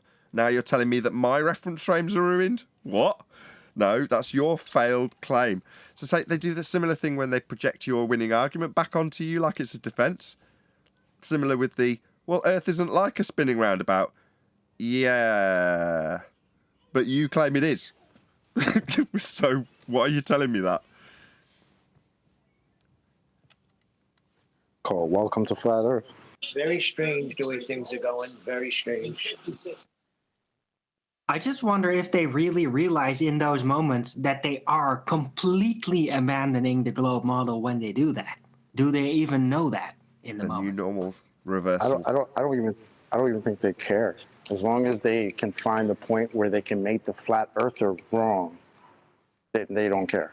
With that, I'm going to say, if you are watching this on either Nathan Oakley 1980 or Nathan Oakley Programming streams, then stay tuned, as there will be an after show to follow. Unfortunately, if you are watching this live, this is where we bid you farewell. So a huge, massive, enormous thank you to all of you who smashed the super chat, liked, commented, shared, subscribed, joined as a Nathan Oakley 1980 channel member, hit the PayPal link and all that good stuff. Once again, stay tuned if you're watching on an after show. I've been Nathan Oakley, and I will see you all in the next video.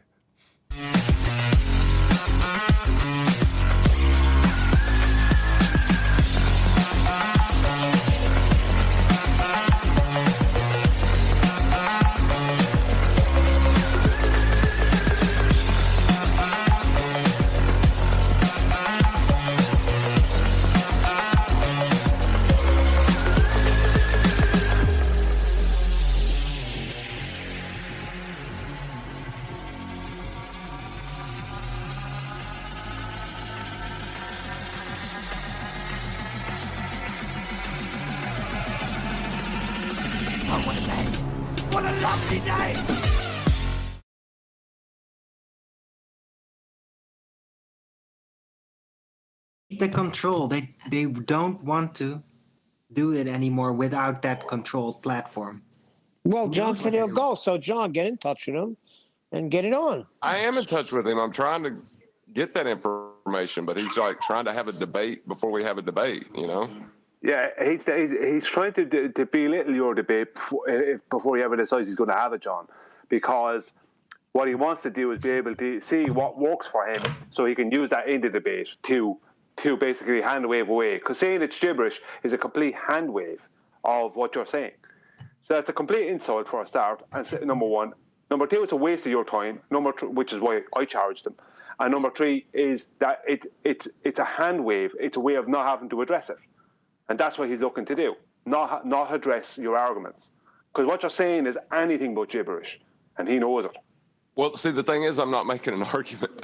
I'm just telling him, like, you know, hold on a sec. Who are you talking about? John is in Discord talking to Phil Bell, and Phil Bell is trying to have a debate with him in Discord instead of having a proper debate with him. And what Phil Bell is doing is just calling everything John is saying to him gibberish, which is a complete hand wave. Phil Bell is just trying to, instead of setting up a proper debate with John, he's just trying to see what works for himself and trying to find a way to hand wave away at John has to say. And that's what's going on there.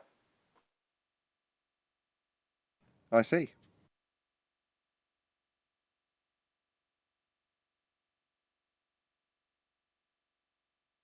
They're all a bunch of cockroaches.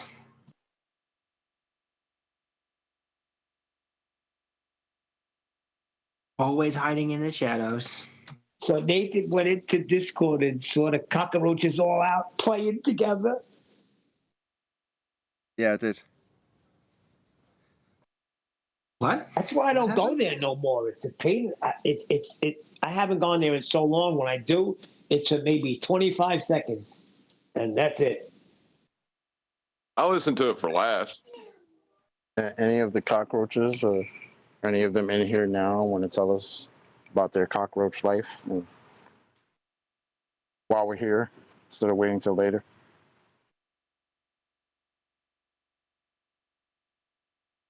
Come on, cockroach life on a spinning magical water ball flying around in a vacuum. Come on. Chocolate, it's not time yet. I'm sorry, go ahead. Akumu said yesterday that he was going to come in the after show, and then he just didn't do it. So, like, is even the after show now too scary for them to show No, up? you know what? I'm waiting for him to ask you guys a question. It was a 15-minute after show. What'd you expect? God damn. Oh, look at you. Right. Listen, guys, don't worry, Akuma Matata. You know what I'm saying? We have a whole live show for an hour. What do you mean there's only a 15-minute after show? You can interject during the live show if you want to. Nah, I would never go through the live show, only the after show. Why? So you can moan about how limited his time is, clearly. No, I don't really give a damn. I was just explaining to somebody else I didn't jump on because it was only 15 minutes worth of after show and I didn't have the time to. I don't care about how long you do the after show.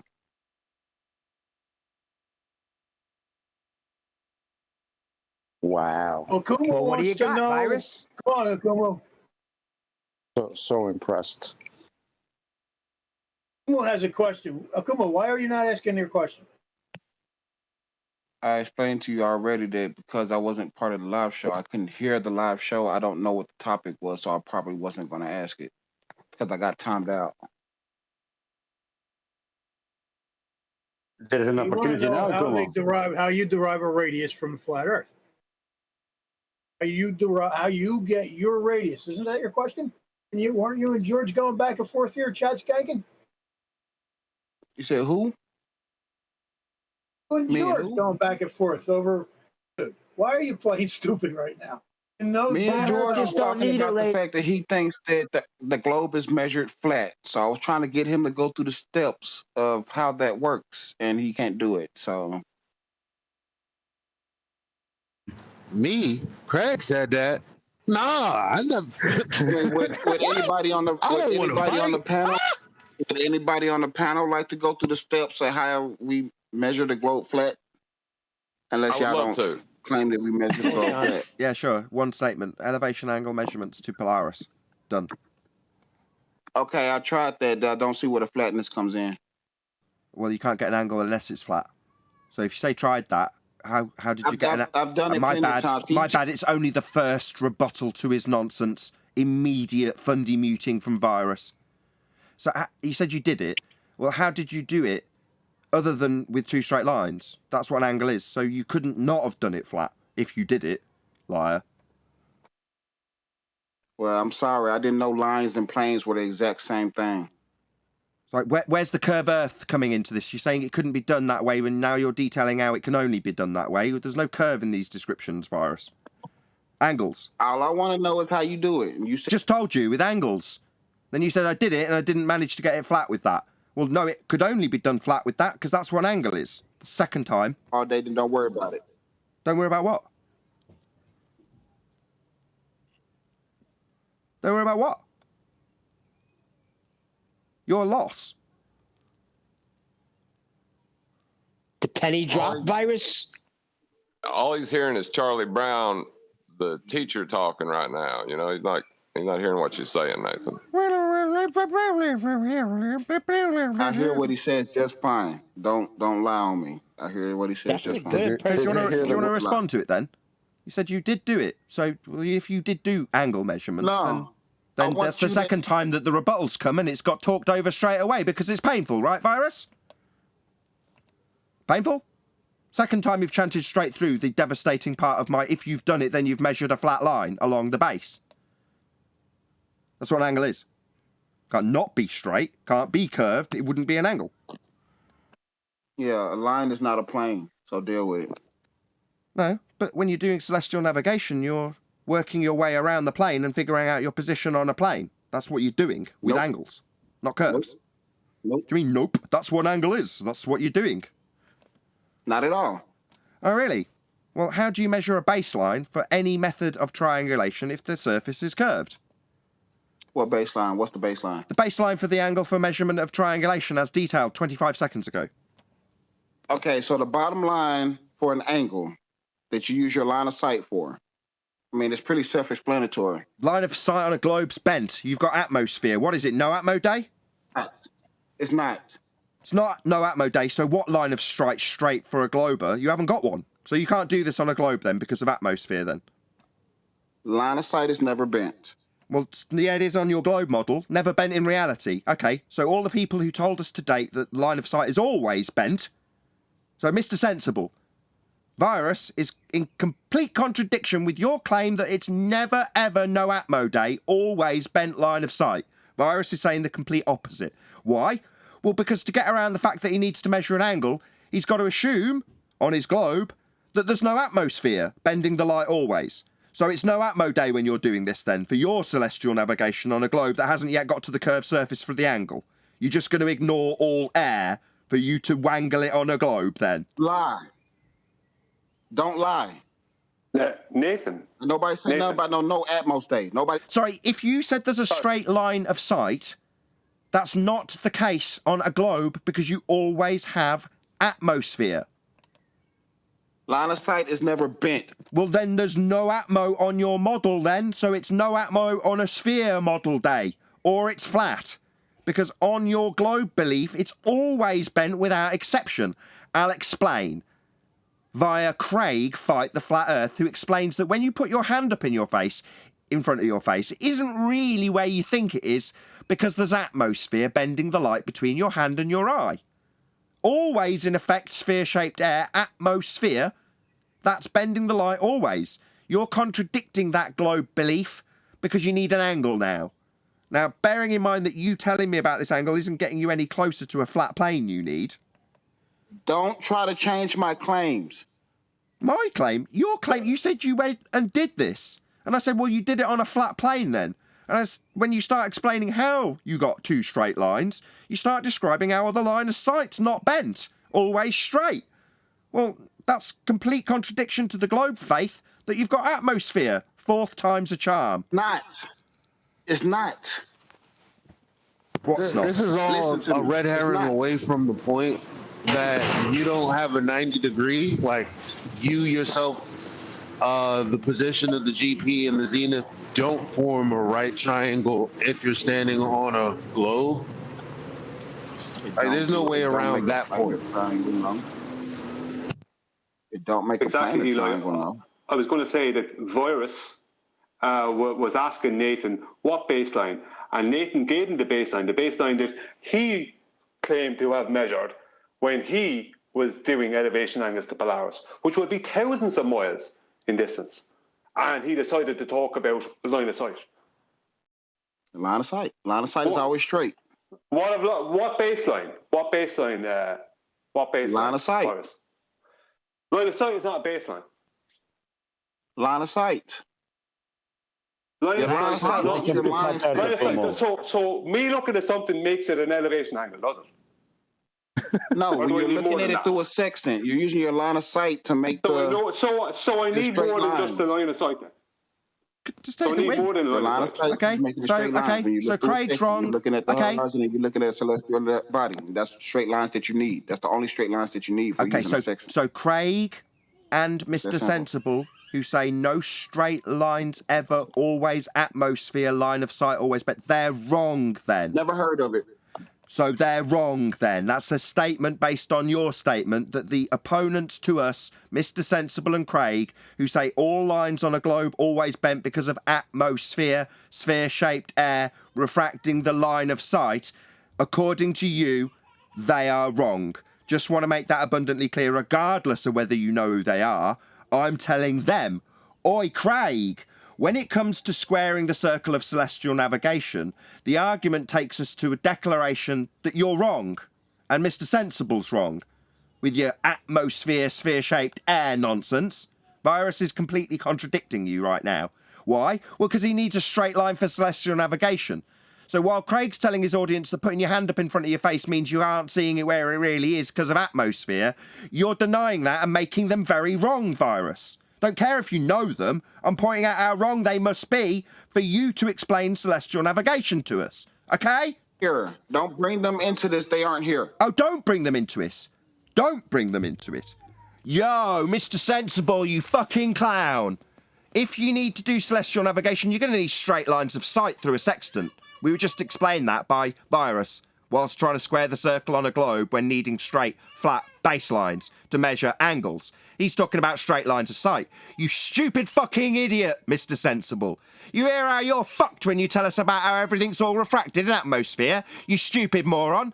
And I'm being told by one of your compadres who also thinks the globe is a globe that I shouldn't bring you and fuckwit Craig into this. Oh, I'll definitely bring these two fucking retards into this, Virus. Because you're flying in the face of their claim that all light's always bent. We wouldn't expect to see geometric horizons because of atmosphere. The thing you're saying we can ignore because line of sights are straight, right, Virus? Tell me not to bring those two fucking clowns who say light's always bent, line of sight, that is. Tell me not to bring them into it again, so I can drag their stupid names right through the mud in the name of celestial navigation's need for a straight line of sight, Virus. Tell me not to bring their fucking idiot names up again. Go on. Tell me not to bring these two clowns, Craig and Mr. Sensible, up again. I'll throw SciMan Dan's fucking idiot name in there too. Virus, because you're throwing them all under the bus right now. Out of here. You're throwing them all under the bus then? May not know them, but you're happy to throw them under the bus, right? Cat got your tongue, dumb shit? You haven't got a straight line of sight on a globe. It's all bent. Oh, you dumbass. Are you not... Dumbass, no. You haven't got a line of sight on a globe. I can make 3 references from your own side. Mr. Sensible, Craig, with an example of a hand in front of his stupid face that he thinks isn't where it's supposed to be because of atmosphere. That's what you are flying in the face of right now. And I'm going to absolutely rub Craig's stupid face in his claim, because when it comes to navigation, suddenly do you forget that your hand isn't where it's supposed to be, like Virus? Because he's telling me I shouldn't be bringing your name into this, Craig. And you can be damn sure I'll bring your name into it. And Mr. Sensible's.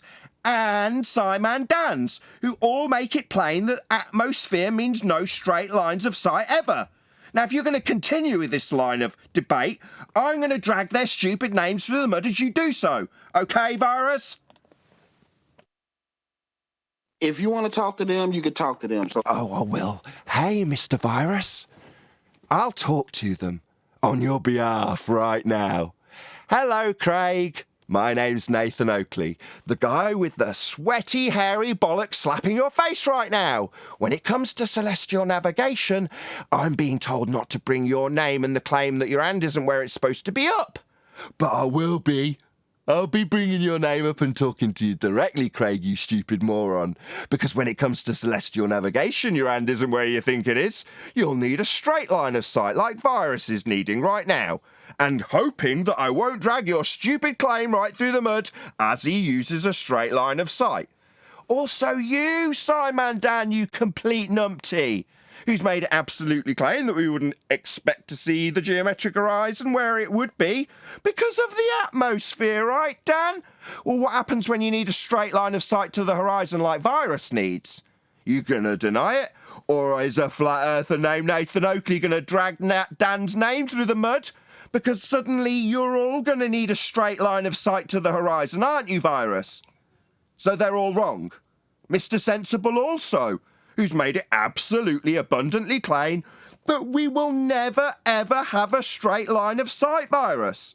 So do you want to carry on telling us about this straight line that debunks Mr. Sensible, SciMan Dan, and Clown Show Craig? Off you go.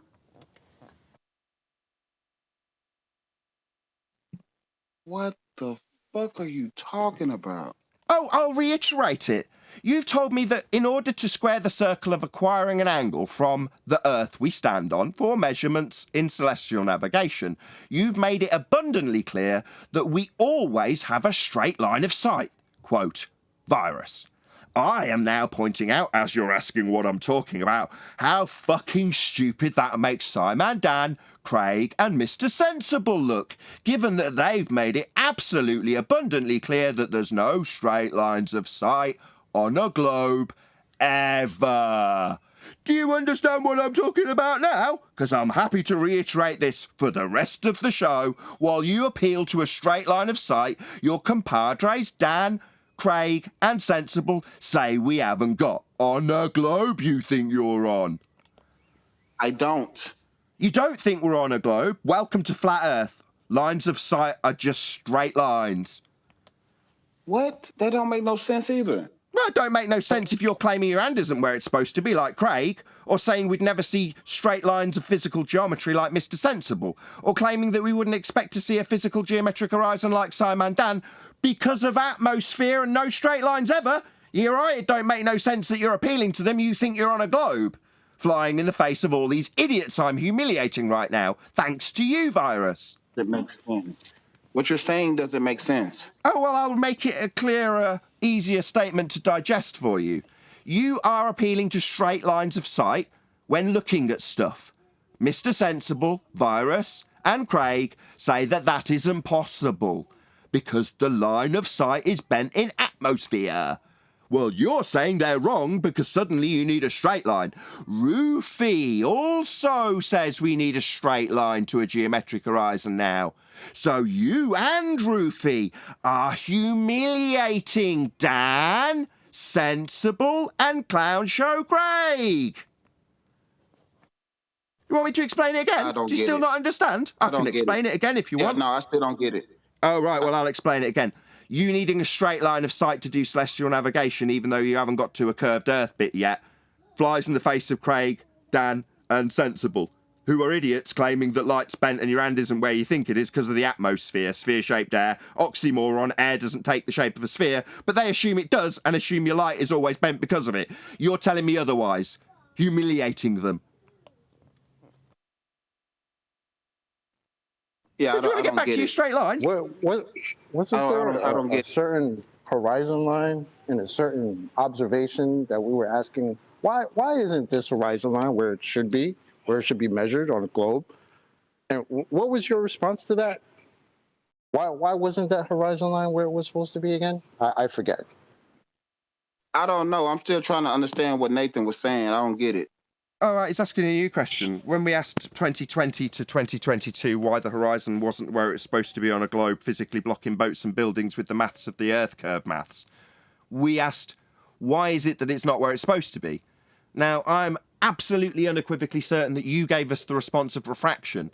Now, maybe you'd like to lie about that so I can go back to one of those shows and trim out how you absolutely knew it was refracted back then, but now it's a straight line to it. I hope you appreciate. I hope you're stuttering like the bitch you are as I humiliate Craig, Mr. Sensible, and SciMan Dan, you stuttering clown. I hope you appreciate that answer, Chocolate. There you go. What answer? I don't know. The one I was giving you to your question that you asked. I was giving you the answer to it. You asked the question, I gave the answer. I didn't hear anything. Could you repeat? Yeah, that was the answer, Chocolate, what you just heard. Oh, nothing. No, then. that wasn't. Unless he actually heard the answer. I think we should spend the next 10 minutes debating about whether or not you heard an answer that never came in regards to this, while I was spending the entirety of the time humiliating the fact that Craig, Mr. Sensible, and SciMan Dan have all declared that atmosphere means no straight lines of sight. You insisted on needing straight lines of sight to get around the fact that you need an angle taken from a plane, and suddenly you've got a straight line of sight to the horizon. Voila! Even though that same exact line to the horizon's been bent since 2020 on a globe, maybe you've got amnesia even though you've told us it's refracted on multiple times. Right, Virus? I don't know what you're talking about. You lost. And so maybe lie about it. Make a concise statement that you don't know about refraction so I can go and trim you out saying it. I know about refraction. What about? Oh, so when you said the line of the sight to the horizon was refracted back in the day, now it's straight. So double speaking around this problem then. Oh, okay. If you don't... Not okay, you're just double speaking around the problem you find yourself in. You need a straight line to get an angle. So you said always straight. But you seem to vaguely remember about how it used to be refracted. Presenting light that's bent. That isn't the line that... Sorry, light that's bent. I thought it was always straight. What bent light? It's always straight. Listening. I'm not listening because you're contradicting yourself. A moment ago, we had to accept the premise that all light always straight. Now suddenly you're talking about bent light. That doesn't really make sense. Why would you be talking about bent light if light is always straight? Did you hear what I said? While I was talking to you about how you're talking about bent light, maybe we should have a debate about what I'm listening to when you're talking as I talk. How did you want to... Yeah, we will just have a debate about you talking while I'm talking. No, we won't do that. I'll just point out, hey, Craig, you stupid idiot. Yeah, he's got a line of sight that's bent now. Yeah, he's back in line with you now. Isn't that weird? A minute ago, we had to all understand that all lines of sight are always straight. Then I spent a prolonged period embarrassing you, Mr. Sensible, and SciMan Dan. And now he's back to talking about bent lines again. What, like bent in atmosphere, right, Virus? I'm talking, Nathan. Nathan, stop. That's my name, bitch. Is it embarrassing, me pointing out that you're back to talking about bent lines now when you insisted that they were all straight? Okay, back in the day when we was talking about refraction, what line is bent? What does that line represent? So the line to the horizon that was bent that you claimed back then that is now insistent upon being straight. Maybe rumpus me, maybe moan and debate for 10 minutes about how I'm interrupting you. Right, Boris? Now, mate, what are you going to premise this question about me explaining about your explanation about how light's always bent to explain the black swan when this discussion started with your insistence that it's straight and me embarrassing Craig, Mr. Sensible, and SciMan Dan as a result of you saying it's always straight? Let's answer the question. What question? I'm not asked or answering or need to answer any questions. I'm taking the premise you started with. That would be to say that all lines are always considered straight. That was your statement. And then absolutely humiliating Craig, Mr. Sensible, SciMan Dan. The list could go on and on and on. And the list actually includes you, Virus. We've just got to the point where that list includes you. Because back in the day when refraction... What was the bent line representation? The bent line represent how big a teabagging you, Craig, Dan and Sensible have taken today. That's what refraction represents, because now you need a straight line. So refraction represents an absolute humiliation for you four fuckwits. That's what it represents. That line didn't represent a teabag, so can you... It represented being bent when you're insisting it needs to be straight for celestial navigation and acquisition of horizontal lines to the horizon. You need a straight line now. I mean, even though you need a straight line and you're justifying how all lines of sight are straight, why would you be doing that when you're needing to be justifying a curved ground that you haven't got to yet? What did that line represent? Bent failure? Nope. Yeah. Refraction, aka bent line, not a straight line of sight, represented how fucked you are now you need a straight line of sight. No, the lines of sight were always straight. The bent lines back in the day. Always straight? So why would Craig tell me that his hand isn't where it's supposed to be? Hey, you hear that, Craig? The lines were always straight, you stupid idiot. I mean, I'm only calling you a stupid idiot based on what Virus has just stated, that the lines of sight are always straight. Why on earth would Craig the idiot tell his audience that his hand isn't where it's supposed to be if they're always straight, Virus? Not listening? Yeah, I know you're not. You don't need to for me to humiliate Craig after a statement that all lines are considered straight always, like you've just made. That's just another opportunity for me to humiliate Craig. He thinks his hand isn't where it's supposed to be because the lines are bent, according to him. Line of sight is straight. Well then, Craig, Dan and Sensible's claim of atmosphere sphere-shaped air bent line of sight are wrong then, aren't they, Virus? So I'm going to take your statement and bitch slap Craig, Dan and Sensible with it. I hope you enjoy me taking your statement that all lines are always straight and making a humiliation out of Craig's statements about his hand not being where it is. Yeah, I hope you appreciate that. I do. It's just your ignorance. I don't mind. Oh, sorry, you're just going to ad hom me. Is this the end of your time here? One more ad hom and you get kicked out? I'm humiliating them based on claims they've made that you're contradicting. I'm not ad homming anybody. What ad hom? What ad hom? Sorry, it's telling me I don't understand.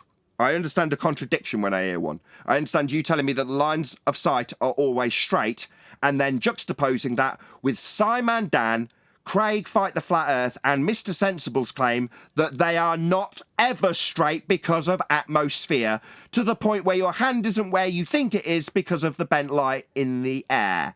That's their claim that you are now embarrassing them with. Actually, it's not. It's just your misunderstanding. Oh, it's just that stuttering ad hom that you didn't do. Bye-bye, end of your time here, you stuttering ad hom bitch. Now you can fuck off. Yeah. Do you not understand, Nathan? Hold on a second. Do you not understand that refracted lines are straight? Can you define refracted, please? What does refracted mean? Bent, broken. Deviated from straight? Yes, exactly. So you're saying a line that is deviated from straight is in fact straight if you're a fundy globe believer whose hand isn't where it's supposed to be, like Craig, but need it to be straight if you're looking at the horizon to get a horizontal measurement?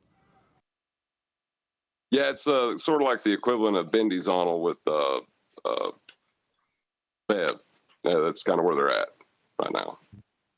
But they ain't even made it to the argument of the flat plane they're utilizing to get the angles.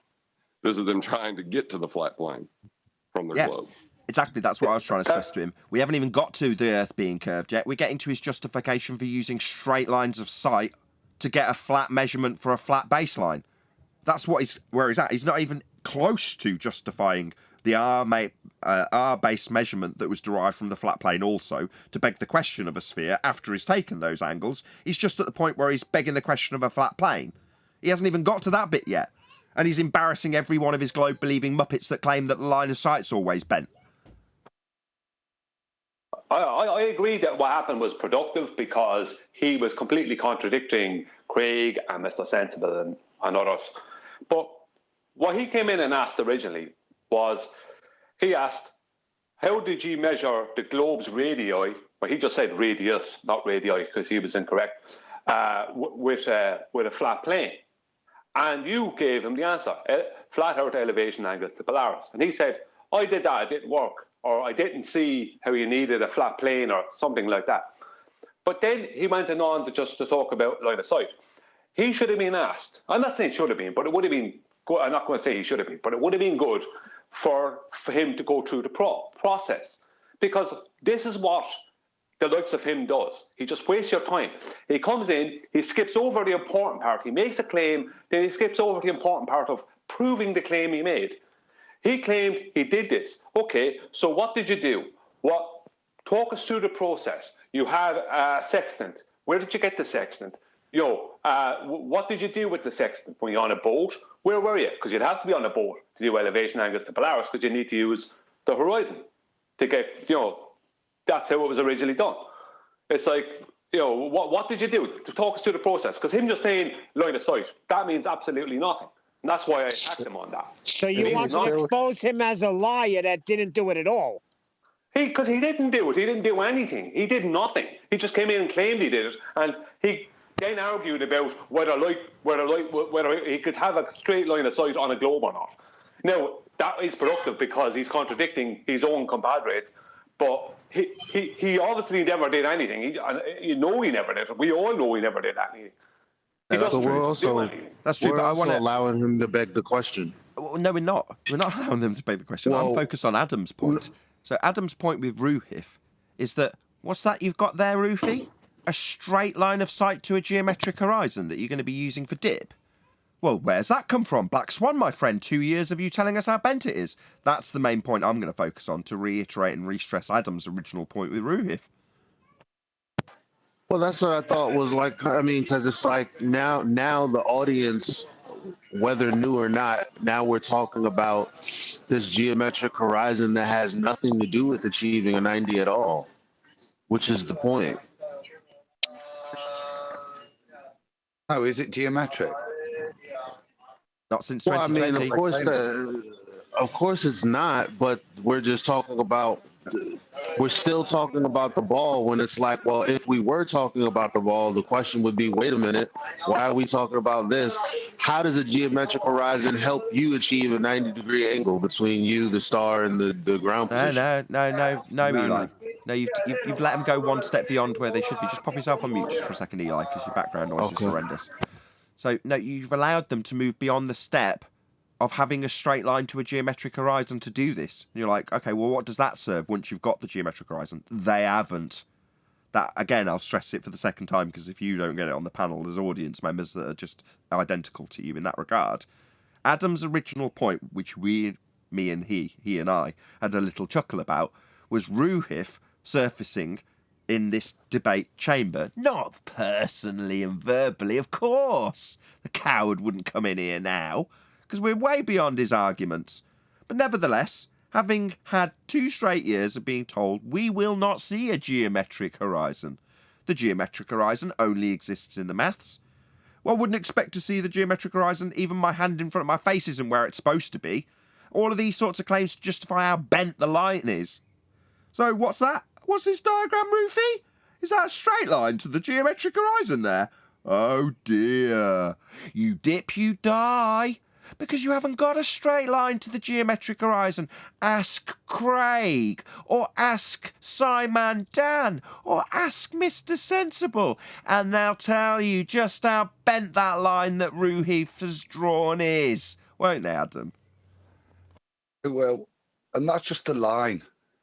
Wouldn't you, even if you then, after letting him die on the line for a bit, then they go to a geometric horizon. They have to continue to be able to continue their waffle, the mass to hold together. They have to make a positive assertion that the horizon is once again geometric. It's actually brilliant how you do it. I love it. There's another one on screen now, top right. It's planar walk. We would not expect to see physical geometry. End quote, planar walk. How do they taste, planar walk? Yeah, maybe you could take it up with Rufy. Because Rufy seems to think you can see a geometric horizon. He's got straight lines drawn to it in an orthographic representation. And then he flaps his little feathers when we point out, no. 1st Jan 2020, Black Swan, all lines refracted.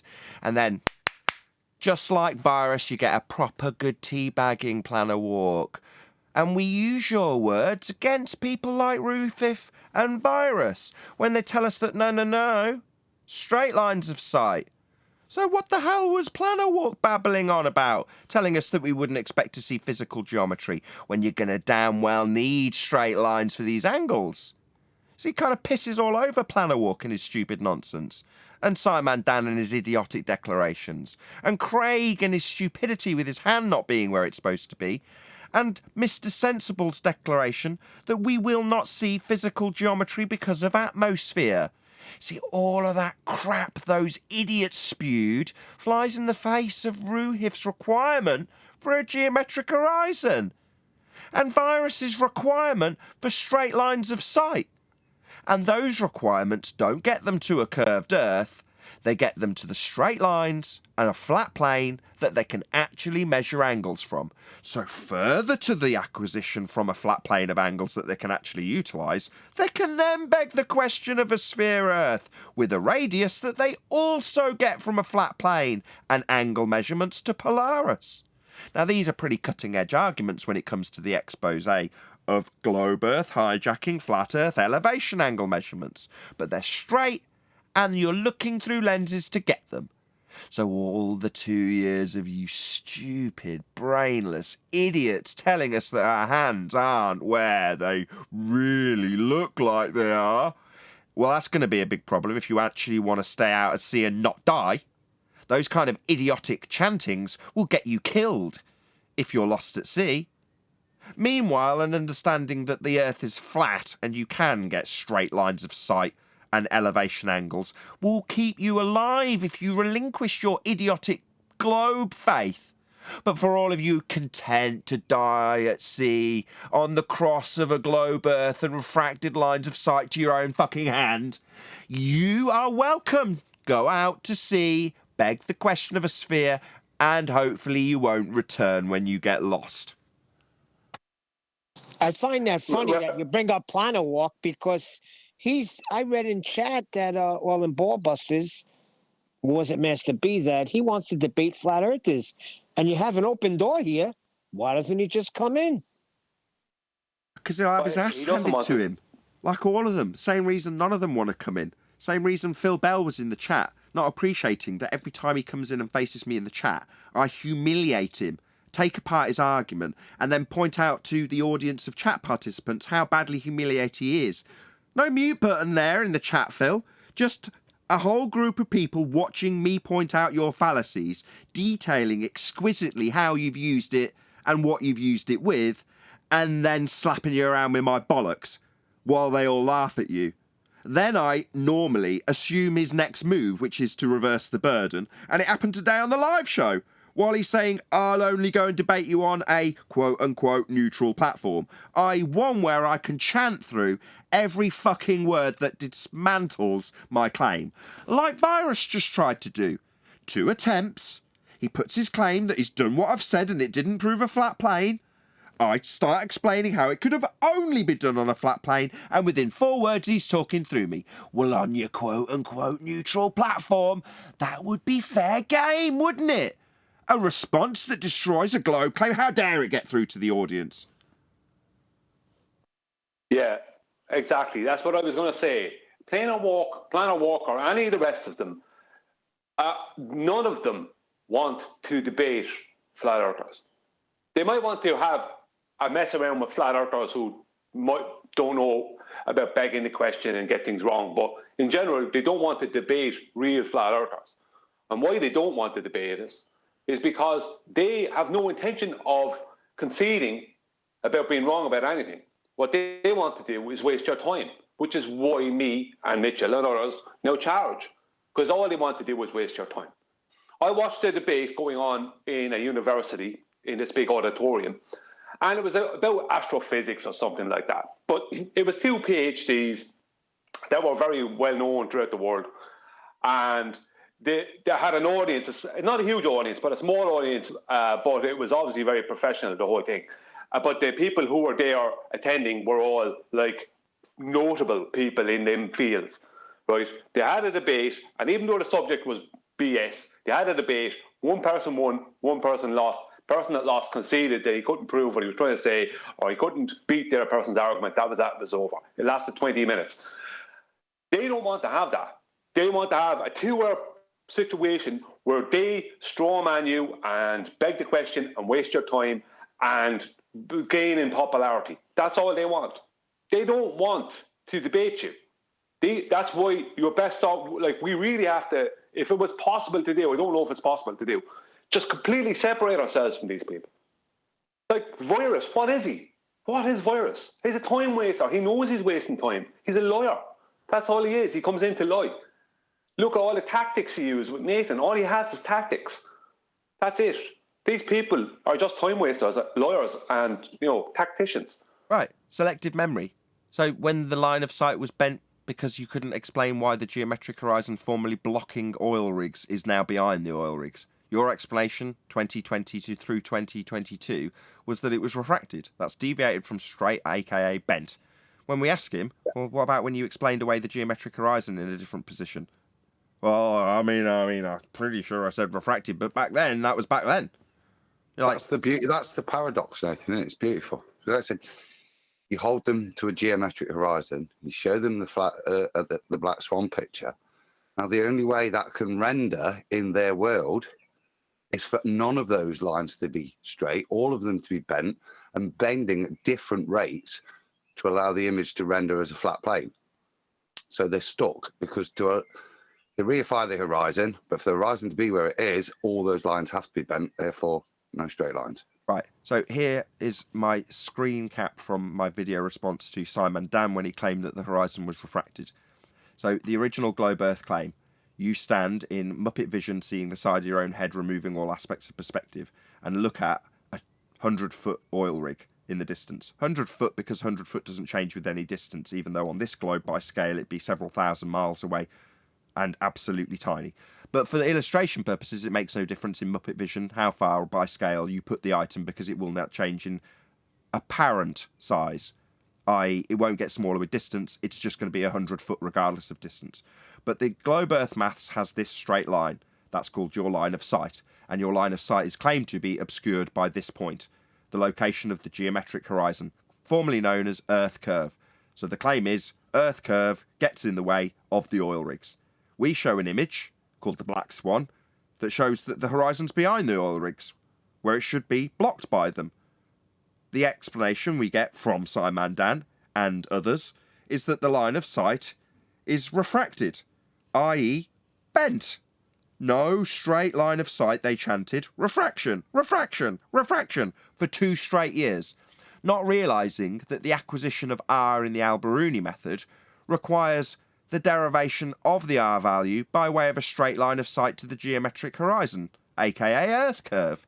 So they can't derive their R, and the bent line they're using is a mathematical derivation of R, aka 7/6R terrestrial refraction. So they need R for the measurements to bend the line at this rate that it's depicted on screen here. So given that they're bending the line, and given that that's a paradox in and of itself because the rate it's bent at needs this to be visible, and they haven't got it anymore. So, even though that's paradoxically not possible, they still chanted that the lines were bent for 2 years. Now we say, how'd you measure an angle? And they go, all lines of sight are straight, says Virus. All lines of sight are straight, says Roofy. We've got a geometric horizon that we can use for the maths, says Roofy. Well, guys, 2 years of chanting how bent the line isn't going to get forgotten in a hurry.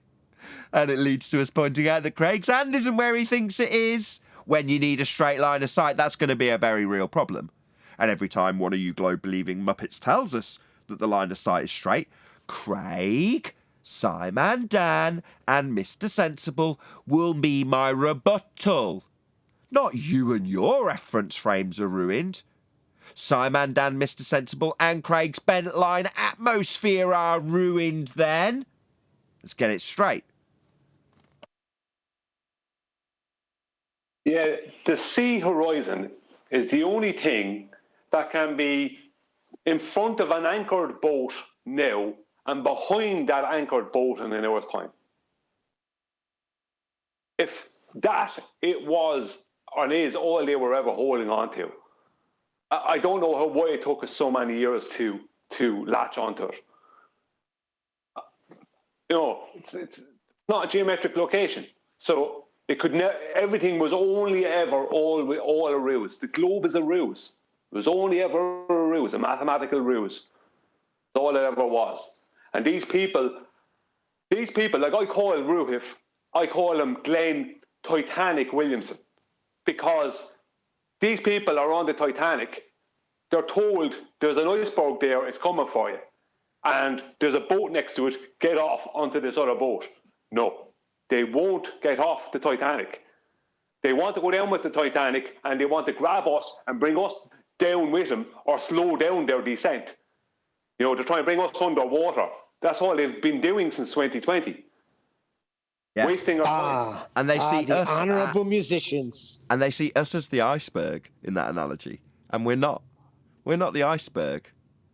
We're not the thing that's causing the ship to sink. On the contrary, right? We're the lifeboat on the flat water, saying, "Come onto this boat, because if you don't, you'll die." And they go, "No, you caused this. You are the iceberg. It's because of you there's a hole in this boat." And you're like, "No, the boat was built to float on the flat water. And that's what it's doing until it hit this rock. But the rock wasn't put there by me. And me pointing out the rock to you isn't cause for vitriol in my direction. I just went, check it out. Your boat is going to hit that rock. And your boat was built on principles that we are now floating on here on this flat ocean." Yeah, their boat was made out of paper mache. It didn't take a freaking iceberg to break it. Yeah, they're trying to... It ran into a giant sextant and black swan. Yeah. Yeah, because that's exactly the analogy. I'm saying there is a boat next to it to save you all. It's called a flat earth boat, and you won't get onto it. Instead, you're going to go straight... The iceberg is what? The iceberg is the geometric horizon, isn't it? That doesn't exist. The sextant, airplanes, that's the iceberg. And they won't get off. What they're trying to tie their boat to our boat, and they're trying to slow down the descent. And in the meantime, if they can sink us with them, they will. Nathan's right. It's not us that's sinking the boat. It's reality. It's an image from reality. Yeah, and it's the knowledge of how celestial navigation works. They're the things that have punctured their boat. It's not us. And with that, I'm going to say another huge, massive, enormous thank you to both Discord and G+ panels for making today's after show possible. And of course, a massive thank you to all of you in either Nathan Oakley 1980 or Nathan Oakley premiering streams, hopefully smashing the super chat, liking, commenting, sharing, subscribing, joining as a Nathan Oakley 1980 channel member, smashing the PayPal link and all that good stuff. I've been Nathan Oakley, and I will see you all in the next video.